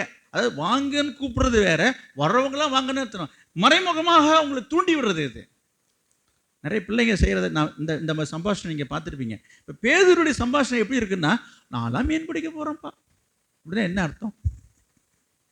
என்னங்க அது? நீங்களும் வாங்கன்னு அர்த்தம் மறைமுகமாக. அவங்க என்ன பண்ணுறாங்க? அவங்க அதுக்கு தாண்டி அவங்க மேலே என்ன செய்கிறாங்க? நாங்களும் வருகிறோம் என்று சொல்கிறாங்க. சொன்ன உடனே இந்த பேதுரு என்ன செஞ்சுருக்கணும்? இந்தாப்பா நான் தான் போகிறேன்னு சொன்னேன், நீங்கள் ஏன் வரீங்க, நீங்கள் உங்கள் வேலையை பாருங்கன்னு சொல்ல வேண்டியதானே? சொல்லலை. அப்போ வந்தால் போதுன்னு நினச்சிருக்கிறான். இது சரியாது. கூப்பிட்ட உடனே இவங்களும் போகிறாங்க பாருங்கள். நான் சொல்கிறேன், இப்போ என்ன ஆச்சு? இந்த மாதிரி காரியம் செயல்பட்டு இவங்க என்ன பண்ண, கடற்கரைக்கு போகிறாங்க, மீன் பிடிக்க படகுக்கு போகிறாங்க. அன்றைக்கு அங்கே எழுதப்பட்டிருக்கு, இரவு முழுவதும் என்னது, அந்த ராத்திரியிலே ஒன்றும் பிடிக்கலை. ராத்திரி முழுசு விடிஞ்சு தான் போச்சே தவிர, பொழுது தான் விடிஞ்சதை தவிர ஒரு மீனும் கிடைக்கல, ஒன்றுமே கிடைக்கலைங்க. இவ்வளோ பிரயாசப்பட்டோம். அப்பவும் அவங்க உணரலை. அதுக்கப்புறம் இயேசு அங்கே வருகிறாரு. விடியற் காலமான போது இயேசு அங்கே வராரு. இவங்க செயலை பார்த்துட்டு அவருக்கு கோபம் வருமா வராதா? கோபப்படலைங்க. அங்கே சொல்கிறாரு, வலையை அந்த பக்கமாக போடுன்றார். நான் உங்களுக்கு சொல்கிறேன், இன்றைக்கு ஆண்டவருடைய அன்பை ருசித்த நீங்கள், ஆண்டவருக்காக ஆண்டவருடைய பணியை செய்ய வேண்டும் என்று சொல்லி நினைத்து ஏற்கனவே செய்த நீங்கள், அதாவது நான் சொல்கிறது ஏற்கனவே செய்த நீங்கள், பின் நாட்களிலே ஏற்பட்டு சில சூழ்நிலைகள் நிமித்தமாக அவைகளை விட்டு விலகுவதோ, அவளை விட்டு விடுவதோ, அவர்களை செய்யாமல் நிறுத்திவிட்டு என்ன செய்தான்? இப்போ பேதுருடைய வேலை என்னங்க? கர்த்தர் இதுக்கு அம்மா பிரயாசப்பட்டார் மீன் பிடிக்கிறதுக்கு. மீன் பிடிக்கிற இடத்துல தான் இவனை போய் பிடிச்சிட்டு வந்தார். அப்போவே சொன்னார், நான் உன்னை மனுஷரை பிடிக்கிறவன் ஆக்குவப்பா, என் பின்னாடி வான்னா வந்த ஆள் தான். இப்போ திரும்பவும் அந்த அலைக்கு போயிருக்கலாம். போனவன் பிடிச்சானா? எதுவுமே பிடிக்கல. நான் உங்களுக்கு சொல்கிறேன், எனக்கு அன்பானவர்களே, கர்த்தர் உங்களை சந்தித்து ரட்சித்திருக்கிறார், இந்த சபையில் வைத்திருக்கிறார் என்று சொல்லும் பொழுது, கர்த்தருக்காக என்று சொல்லி நீங்கள் எதையெல்லாம் செய்ய வேண்டும் என்று சொல்லி தீர்மானித்து எந்த பணிகள்லாம் செய்து கொண்டு இருந்தீர்களோ அந்த பணிகளையும் அந்த ஊழியர்களையும் நான் சொல்கிறேன். எந்த வேலையோ, ஒரு சமையல் வேலையாக இருக்கட்டும், பரிமாற வேலையாக இருக்கலாம், ஆலயத்தை சுத்தப்படுத்துகிற வேலையாக இருக்கலாம், கைப்பருதி கொடுக்குற வேலையாக இருக்கலாம், ஜெபிக்கிற வேலையாக இருக்கலாம், பாடல் ஊழியமாக இருக்கலாம், என்ன வேலையாக இருக்கட்டும்ங்க, எந்த வேலையாக இருக்கட்டும். சிலர் என்ன செய்கிறாங்க, சிலர் என்ன நினைக்கிறாங்கன்னா, அதெல்லாம் நான் செய்தேன், நான் பார்க்காத வேலையா, நான் செய்யாத என்ன, இந்த மாதிரிலாம் பேசிட்டாங்க. அதுக்கப்புறம் எனக்கு மனசு விட்டு போச்சுங்க. நான் சீனை விட்டுட்டு வந்துட்டேன். ஆமாம், நான் போவேன், நான் பட்டி அந்த மூலையில் போய் உட்காருவேன். நான் இப்போல்லாம் முன்னாடி கூட போய் உட்கார்றது கிடையாதுங்க. அது முந்தியெல்லாம் முன்னாடி தான் போய் உட்காருவேன், முன்னால் தான் வருவேன். மனசு வெறுத்து போகுதுங்க. என்னங்க எதுக்கு சபைக்கு வருவேன்னு எனக்கு தோணுதுங்க. இது சபையா இது? ஜனங்க அப்படி பண்ணுறாங்க, அவங்க இப்படி பண்ணுறாங்க, இப்படிலாம் நடந்துட்டு இருக்கு. மனசு ரொம்ப கஷ்டமாக இருக்குதுங்க. அதனால் நான் அப்படியே ஒதுங்கிக்கிட்டேங்க. நான் அதை செய்கிறது இல்லைங்க, ஊழியெல்லாம் செய்கிறது இல்லைங்க. அதெல்லாம் ஒரு உற்சாகமாக ஆர்வமாக செய்தேன். அதெல்லாம் செய்த வரைக்கும் போதும் போங்க என்று விரக்தியின் அடிப்படையில் இன்றைக்கு சில பேர் விலகி சென்றிருக்கிறாங்க. உங்களை பார்த்து கர்த்தர் சொல்லுகிற ஒரு வார்த்தை நான் சொல்கிறேன். அது எந்த வேலையாக இருக்கட்டும், நீ முழு நேர வேலையை நான் சொல்ல, ஊழியத்தை சொல்லலை, நீ எந்த ஊழியத்தை செய்தாலும் சரி, கர்த்தர் உனக்கு கொடுத்த கடமை, பொறுப்பு, உணர்வு, தரிசனத்தை விட்டுட்டு மறந்துட்டு நீ விலைக்கு ஓடுற என்று சொன்னால் நீ செய்கிற எந்த ஒரு வேலையும் வாய்க்காது. சாபம், நான் சாபமே விடலை. இங்கே பாருங்கள், அந்த 21ஆம் அதிகாரத்தில் அந்த வார்த்தையை நான் உங்களுக்கு படித்து காட்டுறேன். அந்த ராத்திரியிலே அவர்கள் ஒன்றும் பிடிக்கவில்லை. நீங்க செய்கிற எந்த ஒரு காரியமும் வாய்க்காது, நடக்காது. கர்த்தரை விட்டு விலகி கர்த்தருக்கு விரோதமாக ஒரு காரியத்தை செய்துட்டு நம்ம என்ன காரியத்தை செய்தாலும் சரி, நீ இன்னும் சொல்லுவாங்க உழுந்து உழுந்து பிறண்டாலும் புட்டுறதுன்ற மாதிரி எதுலேயுமே வாய்க்காது. இந்த பேதுரு செய்த காரியம் இருக்குங்களே, என்ன சொல்கிறாரு அவர், நான் மீன் பிடிக்க போகிறேன்னு சொல்லிட்டு யாரை பார்த்து சொல்கிறாரு, கூட இருக்கிறவன்னு பார்த்து சொல்கிறாங்க. இன்றைக்கு சிலர், எல்லாரையும் நான் சொல்லலை, ஒரு சிலர் சபைகளிலே சபைக்கு விரோதமாக, சபைக்கு எதிராக அல்லது ஒரு ஊழியக்காரருக்கு எதிராக விரோதமாக சில நேரங்களில் சில காரியங்களை செய்வார்கள், அது பேசுவார்கள் அல்லது மனதில் நினைப்பார்கள். நினைப்பதோடு மட்டுமல்ல, அதை மற்றவங்கள்ட்ட அப்படியே பாய்சன் மாதிரி ஊதி விட்டுற வேண்டியது. நான் சும்மா சொல்கிறேன்ப்பா, நீ வந்து இங்கே பாருங்க, இந்த பேதுரு மாதிரி நான் சும்மா சொல்கிறேன்ப்பா, நான் தான் மீன் பிடிக்க போகிறேன், நான் ஒன்றும் உங்களை கூப்பிடல. எப்படி? அதுபோல் இவங்க இந்த மாதிரி காரியங்களை என்ன பண்ண வேண்டியது செய்துட்டு மற்றவங்களுடைய மனதை என்ன செய்கிறது, வேதனைப்படுத்துகிற காரியங்கள் இருக்கிறது. இப்படிலாம் செய்துட்டு நம்ம எந்த ஒரு காரியத்தை செய்தால் அது வாய்க்குமா? பேதுரு அப்படி செய்தான். கர்த்தருடைய தரிசனத்தை மறந்து, அவருடைய அழைப்பை மறந்து, எல்லாத்தையும் மறந்துட்டு, சரி நம்ம இருக்கவே இருக்க நம்ம தொழில், நமக்கு தெரிஞ்ச தொழிலுப்பா, நமக்கு கையில் ஒரு தொழில் இருக்குப்பா, நம்ம மீன் பிடிச்சி பொழைச்சிக்கலாம் என்ற எண்ணத்தில் தான் போனான். எதுவுமே வாய்க்கலை. அவன் போனான். அவன் எப்படி போனான் பாருங்கள், அங்கே பாருங்கள், 7வது வசனம். ஆதலால் இயேசுவுக்கு அன்பாயிருந்த சீஷன், இயேசுவுக்கு அன்பாயிருந்த சீஷன் பேதுருவை பார்த்து அவர் கர்த்தர் என்றான். அவர் கர்த்தர் என்று சீமோன் பேதுரு கேட்டவுடனே தான் வஸ்திரமில்லாதவனாய் இருந்தபடினால் தன் மேல் சட்டையை கட்டிக்கொண்டு கடலிலே குதித்தான். இது ரொம்ப வருத்தமான விஷயங்க. இங்கே பாருங்க, போனவன் ஒழுங்காக ஒரு ட்ரெஸ்ஸு கூட எடுத்துகிட்டு போல பாருங்க, சட்டையை போட்டு தான் அந்த சட்டையை கழட்டி எழுதியிருக்குது. நிலைமை எப்படின்றதை யோசித்து பாருங்க.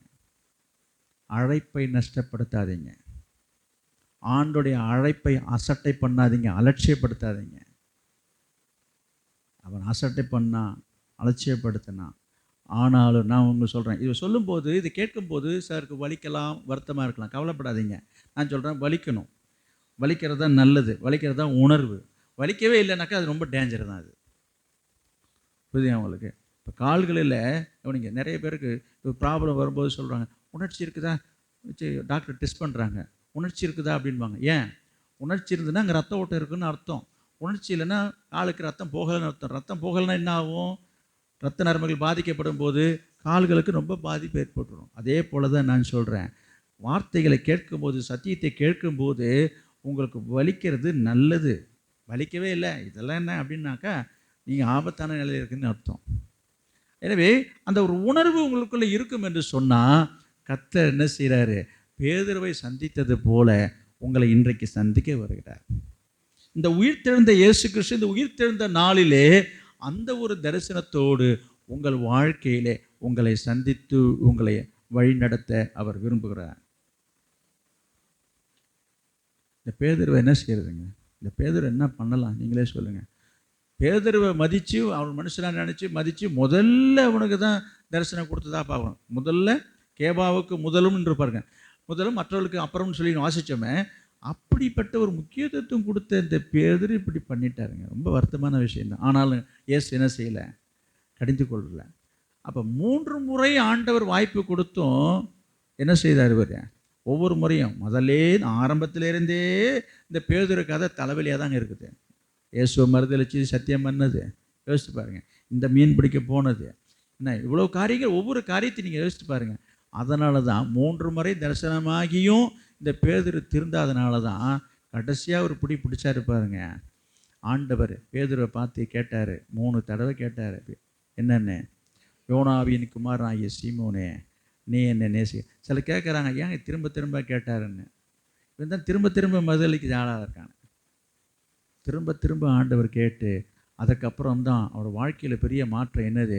இயேசுக்காக தலை கீழாக சிலுவையில் அறைய ஒப்பு கொடுத்த அந்த பேதுரு. இப்போ நம்ம சொல்கிறோமே தவிர இப்படிலாம் வாழ்க்கையில் ஒரு தடுமாற்றம் இருந்தாலும் கூட அவனோட இறுதி முடிவை பார்க்கும்போது இயேசுக்காக அவன் சிலுவை மரணத்தில் தலைக்கீழாக சிலுவை அறைய தன்னை ஒப்பு கொடுத்து மரித்த பேதுரு இயேசுனோட வாழ்க்கையில் சந்தித்தனாலே ஏற்பட்ட ஒரு மாற்றம். கடைசியாக ஒரு காரியத்தை சொல்லி நான் முடிக்க விரும்புகிறேன். இயேசு எப்படிலாம் ஒவ்வொருவருக்கும் அவர் தரிசனமானார் என்று சொல்லி பார்த்தோம். கடைசியாக லூக்கா 24 அதிகாரம் 50வது வசனம். லூக்கா 24:50. பின்பு அவர் பெத்தானியா வரைக்கும் அவர்களை அழைத்து கொண்டு போய் தம்முடைய கைகளை உயர்த்தி அவர்களை ஆசீர்வதித்தார். அவர்களை ஆசீர்வதிக்கையில் அவர்களை விட்டு பிரிந்து பரலோகத்துக்கு எடுத்துக்கொள்ளப்பட்டார். சரிங்க, இப்போ நான் இப்படி சொல்லி முடிக்கிறேன். இயேசு மரித்து கல்லறை அடக்கம் பண்ணப்பட்டு 3வது நாள் உயிர்த்தெழுந்து இந்த பூமியிலே எத்தனை நாள் தரிசனமானார் என்று சொல்லி வேதத்தில் எழுதப்பட்டிருக்குது? 40 நாட்கள். புரியுதுங்களா? இப்போ இந்த 40 நாட்களில் நடந்த சம்பவத்தை தான் இப்போது நான் உங்களுக்கு சுருக்கமாக சொன்னேன். 40 நாள். இப்போ 40 நாள் முடிஞ்சு போச்சுங்க. இயேசு இந்த மரணத்துக்கு பிற்பாடு வந்த ஒரு புதிய ஒரு அனுபவம் இல்லையா அது தரிசனம்? இது இப்படி பார்க்கலாம். இப்போ டூரிஸ்ட் விசாவில் வந்தேன்னு சொல்லுவாங்க சில பேர். ஏன் நம்ம ஊருக்காரங்களே, நம்ம உங்களை தான் சொல்கிறேன், நம்ம ஊருக்காரங்களே சில நேரங்களில் வெளிநாட்டில் போயிட்டு வேலைக்கு போகிறாங்க இல்லையா? நிறைய பேர் சவுதி, குவைத்து நிறைய இடத்துக்கு போய் வேலைக்கு போகிறாங்க. ஏதாவது ஒரு முக்கியமான ஃபங்க்ஷனு அவசரம்னாக்கா என்ன செய்வாங்க? அல்லது 1 மாதம் விசாவில் வந்திருப்பாங்க. வந்துட்டு என்ன சொல்லுவாங்க? ஐயோ, நான் 1 மாதத்து லீவில் தான் வந்திருக்கிறேன், 30 நாள் முடிஞ்சு போச்சு, இப்போ நாளைக்கே நான் ஃப்ளைட் டிக்கெட் எடுக்கணும், போகணும், வரணும்னு சொல்கிறத நம்ம பார்க்குறோம் பாருங்க. கிட்டத்தட்ட இப்போ நான் என்ன சொல்ல வரேன், நம்ம இயேசுநாதருக்கும் அவர் வந்த இந்த விசா பாஸ்போர்ட் எல்லாமே 40 நாள் சொன்னது. 40ஆம் நாள் முடிய போகுதுங்க. இப்போ அவர் எங்கே போகணும்? இப்போ வந்த இடத்துக்கு போகணும். புரியுதா அவளுக்கு? பரலோகத்துக்கு. இப்போ நம்ம வந்தவங்கெல்லாம் வெளிநாட்டுக்கு போகணுன்னா எங்கே போகிறோம்? அனுப்பி வைக்கிறோம், ஏர்போர்ட்டுக்கு அனுப்பிடுறோம். நம்ம ஆண்டவர்களுடைய ஏர்போர்ட் எங்கன்னா அது ஒலிவமலை பாருங்க. அங்கே நான் பார்க்குறோம், அந்த பரலோகத்துக்கு எடுத்து கொள்ளப்படுவதற்கு முன்பதாக இதுவரைக்கும் ஆண்டவர் தனிப்பட்ட சில நபர்களை தனித்தனியாக சந்தித்ததை நான் உங்களுக்கு சுட்டி காண்பித்து வந்தேன். கடைசியாக அவர் போகும் பொழுது அவர் என்ன செய்தார்? எழுதியிருக்குது பாருங்க, பாருங்க. தம்முடைய கைகளை உயர்த்தி அவர்களை ஆசீர்வதித்தார். அதாவது எல்லாரையும் யாரெல்லாம் பார்க்கணும்னு நினைச்சாரு எல்லாரையும் அழைத்து கொண்டு அவர்களை அழைத்து கொண்டு போயின்னு இருக்கு பாருங்க. அவர் எல்லாரையும் அழைச்சிட்டு போறார். எதுக்கு? எதுக்கு? நான் பரலோகம் போக போகிறேன், நான் எடுத்துக்கொள்ளப்பட போகிறேன், நான் மேலே போக போகிறேன், வாங்க வந்து என்ன செய்யுங்க, என்ன இப்போ இந்த வழி அனுப்பி வைங்க அப்படி சொல்லாமல். பொதுவாக நீங்கள் யாராவது வெளிநாட்டு போகிறதா என்ன செய்கிறாங்க? உடனே ஏர்போர்ட்டுக்கு போய் எல்லாம் சொந்த பந்தெல்லாம் போய் நின்று எல்லாம் வழி அனுப்பிச்சிட்டு வராங்க பாருங்கள்.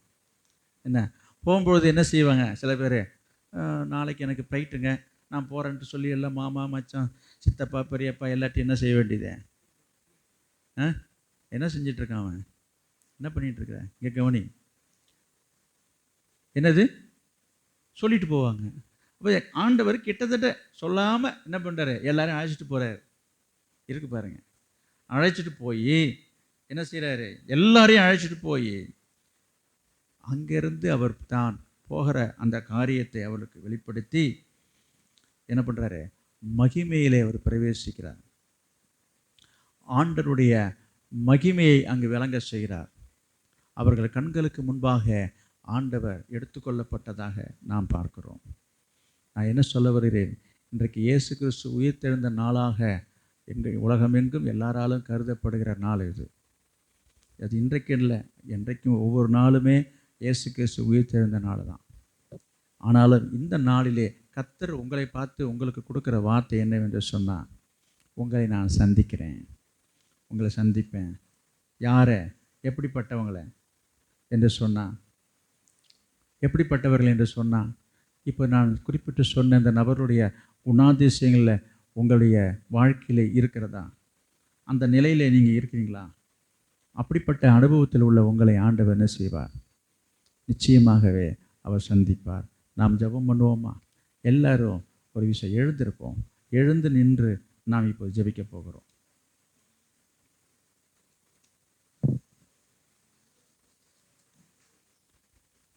உயிர்த்தெழுந்த இயேசு கிறிஸ்து முதலாக, நான் சொல்கிறத கவனமாக காதில் வாங்கி ஒப்பு கொடுத்து நீங்கள் ஜெபித்தீங்கன்னா, எத்தனை பேர் இன்றைக்கு ஆண்டவருடைய தரிசனத்தை நீங்கள் அனுபவிக்கணும், ஆண்டவருடைய பிரசன்னத்தை நீங்கள் அனுபவிக்கணும். ஆண்டவர் என்னோடு இடைப்படணும், அவரை நான் தரிசிக்கணும், என்னை அவர் காண்பாரா, என்னை அவர் பார்ப்பாரா என்று சொல்லி நீ ஏக்கத்தோடு இருப்பீங்க என்று சொன்னால் கர்த்தர் நிச்சயமாய் உங்களை சந்திப்பார். இன்றைக்கு இந்த நாளிலே, இந்த ஜெப வேளையிலே, இந்த ஆராதனை ஸ்தலத்திலேயே ஆண்டவர் உங்களை சந்திப்பார். கர்த்தர் உங்களை சந்திப்பார். Praise God. முதலாவது உங்கள் இருதயத்தை நீங்கள் ஆயத்தப்படுத்தணும். எப்படி? அந்த மகதலேனா மரியாளை போல யாராலும் வீட்டில் என்னை யாரும் மதிக்கிறது இல்லை, வெளியில் என்னை யாரும் மதிக்கிறது இல்லை, புருஷன் என்னை மதிக்கிறதே இல்லை, இந்த சமூகம் என்னை மதிக்கிறது இல்லை, யாரும் எனக்குன்னு ஒரு பொறுப்பு தர்றதில்லை, ஒரு வேலையை தர்றதில்லை, நான் ஒதுக்கப்பட்டிருக்கிறேன் என்று நீங்கள் சொல்கிறீங்களா? அப்படிப்பட்டவங்க உங்களுடைய கரத்தை ஆண்டவருக்கு நேராக உயர்த்துங்க. இன்றைக்கு சொல்லப்பட்ட இந்த வார்த்தையின்படி என்னுடைய வாழ்க்கை இருக்கிறது என்று உணர்கிறவர்கள் மாத்திரம் நீங்கள் கையை உயர்த்தினா, உயர்த்தப்பட்ட அல்லது உயர்த்தப்படுகிற கைகளை ஆண்டவர் தொடுவார். நல்லா கவனிங்க. யாரெல்லாம் இந்த வார்த்தைக்கு, இந்த வசனத்துக்கு, சத்தியத்துக்கு உங்களை ஒப்பு கொடுக்குறீங்களோ, ஒப்பு கொடுக்குற அடையாளமாக உங்கள் கையை நீங்கள் உயர்த்தது காரணம் எதற்குன்னா, உயர்த்தப்பட்ட கைகளை தான் ஆண்டவர் தொடப்போகிறார். உங்கள் கரத்தை ஆண்டவர் தொடுவார். இப்போது நீங்கள் ஒப்பு கொடுத்து ஜெபம் பண்ணுங்க. ஆண்டவரே, இந்த மரியாளை போல தான் என்னுடைய வாழ் நிலைமை இருக்குதப்பா, என்னை கண்ணோக்கி பாருங்க. இந்த பேதுருவை போல நான் உண்மை மறுதலிச்சிட்டேன் ஆண்டவரே. எத்தனையோ சந்தர்ப்பங்களிலே சத்தியத்தை நான் மறுதலிச்சிட்டேன், உமக்கு விரோதமாக நான் பாவம் செய்துட்டேன், என்னை மன்னிச்சிருங்கப்பா, என்னை ஏற்றுக்கொள்ளுங்க என்ற பேதுருவை போல நீங்கள் மனம் கசந்து நீங்கள் ஒப்பு கொடுத்து பாருங்க. கர்த்தர் உங்களை சந்திப்பார், உங்கள் வாழ்க்கையை சந்திப்பார். வயசுலோ ஆண்டோடைய பிரசன்னத்தை உணராமல் இருக்கீங்களா? ஆண்டவர், எனக்கு அந்த உணர்வே இல்லைப்பா, அபிஷேகமே இல்லை, ஆவி இல்லை, அபிஷேகம் இல்லை, ஒரு உணர்வு இல்லாமல் இருக்கிறேன். ஆண்டவரே, என் கண்களை திறந்தருளும். எம்மாவு சீஷருடைய கண்களை திறந்தவரே, என் கண்களை திறந்தருளும், மனக்கண்களை திறந்தருளும். என்னுடைய இருதயம் கடினமாக இருக்கிறது, என் இருதயம் வெறுமையாக இருக்கிறது. தேவனுடைய பிரசன்னத்தை, அபிஷேகத்தை என்னால் அனுபவிக்க முடியல, உணர முடியல. நான் ரொம்ப பயத்தோடு இருக்கிறேன். ஆண்டவரை ஏற்றுக்கொண்டதுனால என் சொந்த பந்தங்கள், உறவுகாரங்களால் நான் பயந்து நடுங்கிறேன். என் உரிமைகள் பாதிக்கப்படுமோ, சலுகைகள் பாதிக்கப்படுமோ என்று சொல்லி பயத்தோடு இருக்கிறேன். ஆண்டவரே, என் பயத்தை எல்லாம் போக்கி விடுங்க. பயத்தோடு இந்த சீஷருக்கு மத்தியிலே நீ தரிசனமானீரே, என் பயத்தை எல்லாம் போக்கி விடுங்க. தோமாவை போல நான் அநேக காரியங்களை விசுவாசிக்காமல் இருந்தது உண்டாப்பா. என் அவிசுவாசம் என்னை விட்டு நீங்கும்படி செய்யுங்கப்பா. நீங்க செய்த எத்தனையோ நன்மைகள், அற்புதங்களை எல்லாம் சந்தேக கண்ணோட்டத்தோடு நான் பார்த்துருக்கிறேன், கிண்டல் பண்ணியிருக்கிறேன், கேலி பண்ணியிருக்கிறேன், பரியாசம் பண்ணியிருக்கிறேன். அதெல்லாம் மன்னிச்சிருங்க ஆண்டவரே. ஆண்டவரே, நான் விசுவாசியாக இருக்க விரும்புகிறேன்ப்பா. தீபாலாதாரா சந்தனமலையா கோலாதி சங்கீதீரா. ஆண்டவரே, எனக்கு கொடுக்கப்பட்ட பொறுப்பு, கடமை, ஊழியத்தை உதறி தள்ளிவிட்டு ஆண்டவரே, பேதுருவை போல நான் மீன் பிடிக்க போனது போல என் பிழைப்பை தேடி போனேன். எனக்கு விமோசனம் இல்லை, முன்னேற்றம் இல்லை என்பதை நான் உணர்ந்துட்டேன். ஆண்டவர், நான் விட்ட ஊழியத்தை நான் திரும்ப செய்வேன், விட்ட வேலையை நான் திரும்ப செய்வேன், கர்த்தருக்காக செய்வேன், கர்த்தருடைய வேலையை செய்வேன், கர்த்தருடைய பணியை செய்வேன், எந்த வேலையை நான் செய்வேன். ஆண்டவர், எதையெல்லாம் நான் விட்டேனோ அதையெல்லாம் நான் திரும்ப செய்வேன். எதெல்லாம் செய்யக்கூடாது என்று சொல்லி நான் என்ன இருந்தேனோ அதையெல்லாம் நான் செய்வேன். ஆண்டவரே, கைப்பருதி ஊழியத்தை செய்வேன், சமையல் ஊழியத்தை செய்வேன், பணிவிடை ஆலயத்தில் பணிவிடை வேலைகளை செய்வேன் என்று உங்களை ஒப்புக் கொடுங்க. கர்த்தர் உங்களை சந்திப்பான். ஓ பிரைஸ் தி லார்ட். ஒட்டுமொத்தமாக உங்களை எல்லாரையும் கர்த்தர் சந்திக்க விரும்புகிறார். தீபாலாதாரா சந்தனமனாதிதரா கரபரா. கர்த்தர் உங்களை தொடணும்னு சொன்னார். உங்கள் கரத்தை கர்த்தருக்கு நேராக உயர்த்தி இருந்தால் உங்கள் கையை ஆண்டவர் தொடுவார். நீங்கள் கையை இறுக்கமாக கட்டி வச்சுக்கிட்டீங்கன்னா கர்த்தருடைய கரம் உங்களை தொடாது. அவருடைய கை உங்கள் கையை தொடணும்னு சொன்னால் கர்த்தருக்கு முன்பாக உங்கள் கரத்தை உயர்த்தி சொல்லுங்க, ஆண்டவரே என்னை இந்த அனுபவத்துக்குள் நடத்துங்க, என்னை இந்த அனுபவத்துக்குள் நடத்துங்க, ஆண்டவரே எனக்கு உதவி செய்யுங்கப்பா. ஓ ரிபாலாதாராஷ், ஓ லிபாலாதாராஷ் சந்தனி வீராக்கியாந்தலா கரபரா, லிபாலாதாரதர் அந்தராரி சந்தனமனாந்தியா துலா கரபரா, லிபாலாதாரதி சதலந்தராரியா துலாந்தராரியா துலா கரபரா. ஸ்தோத்திர ஆண்டவரே, உமக்கு ஸ்தோத்திரம்.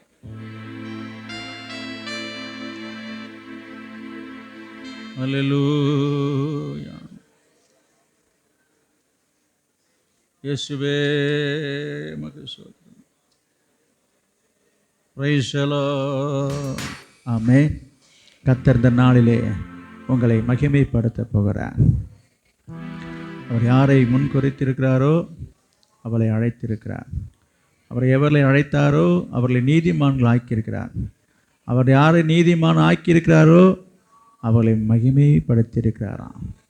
கர்த்தர் இந்த நாளிலே உங்களை வாழ்க்கையிலே உங்களை மகிமைப்படுத்த விரும்புகிறார்.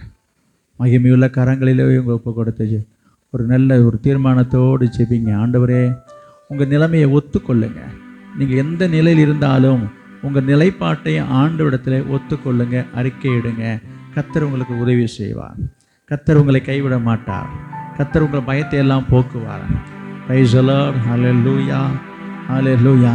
கர்த்தர் எல்லாருடைய கண்களுக்கு முன்பாக கர்த்தர் உங்களை மேன்மைப்படுத்துவார், உங்களை மகிமைப்படுத்துவார். கர்த்தர் உங்களை உயர்த்துவார். அல்லேலூயா. உயிர்த்தெழுந்த இயேசு மகதலா மரியாதை உயர்த்தினது போல கர்த்தர் உங்கள் வாழ்க்கையை உங்களையும் உயர்த்தி உங்களை மகிமைப்படுத்தபடியாக இருக்கிறார். அல்லேலூயா, அல்லேலூயா. பயத்தோடு இந்த சீஷர்களுக்கு ஆண்டவர் பயத்தை போக்கினது போல உங்கள் பயத்தை எல்லாம் கர்த்தர் போக்கிடுவார். கர்த்தருக்கு விரோதமாய் பாவம் செய்துட்டனே என்று நீ துக்கப்பட்டு புலம்புகிற சகோதரனே சகோதரியே, கர்த்தர் உனக்கு இரக்கம் செய்ய உள்ளார். கர்த்தர் உனக்கு இரக்கம் செய்கிறவராக இருக்கிறார்.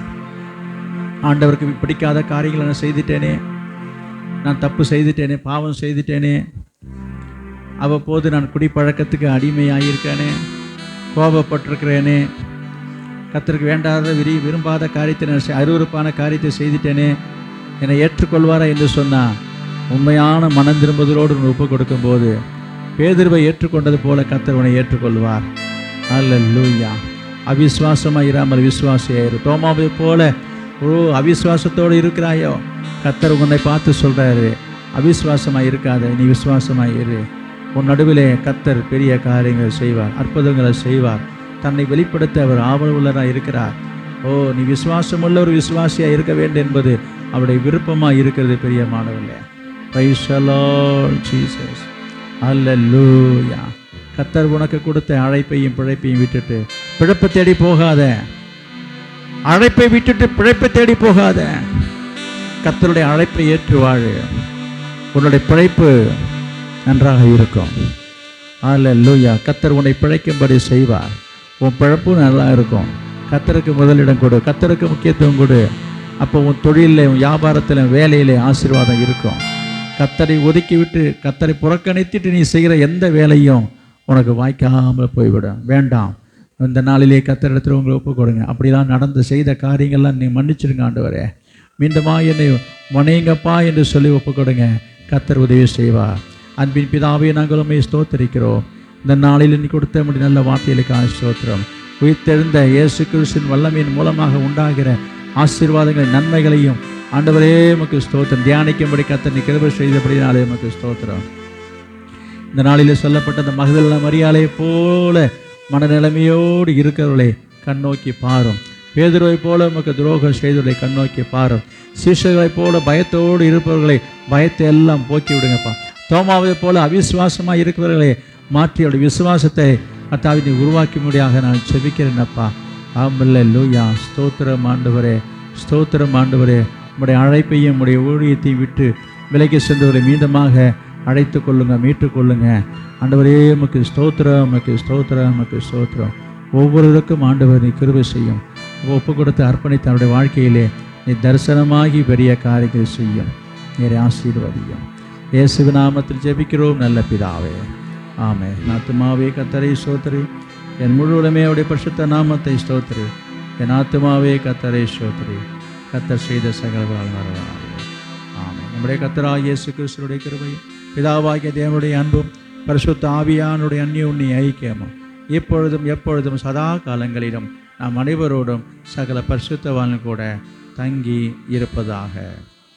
ஆமேன், ஆமேன், ஆமேன். Praise the lord. கர்த்தர் உங்களோடு இருப்பாராக. கர்த்தர் உங்கள் அனைவரும் ஆசீர்வதிப்பாராக. கீழே உங்களுக்கு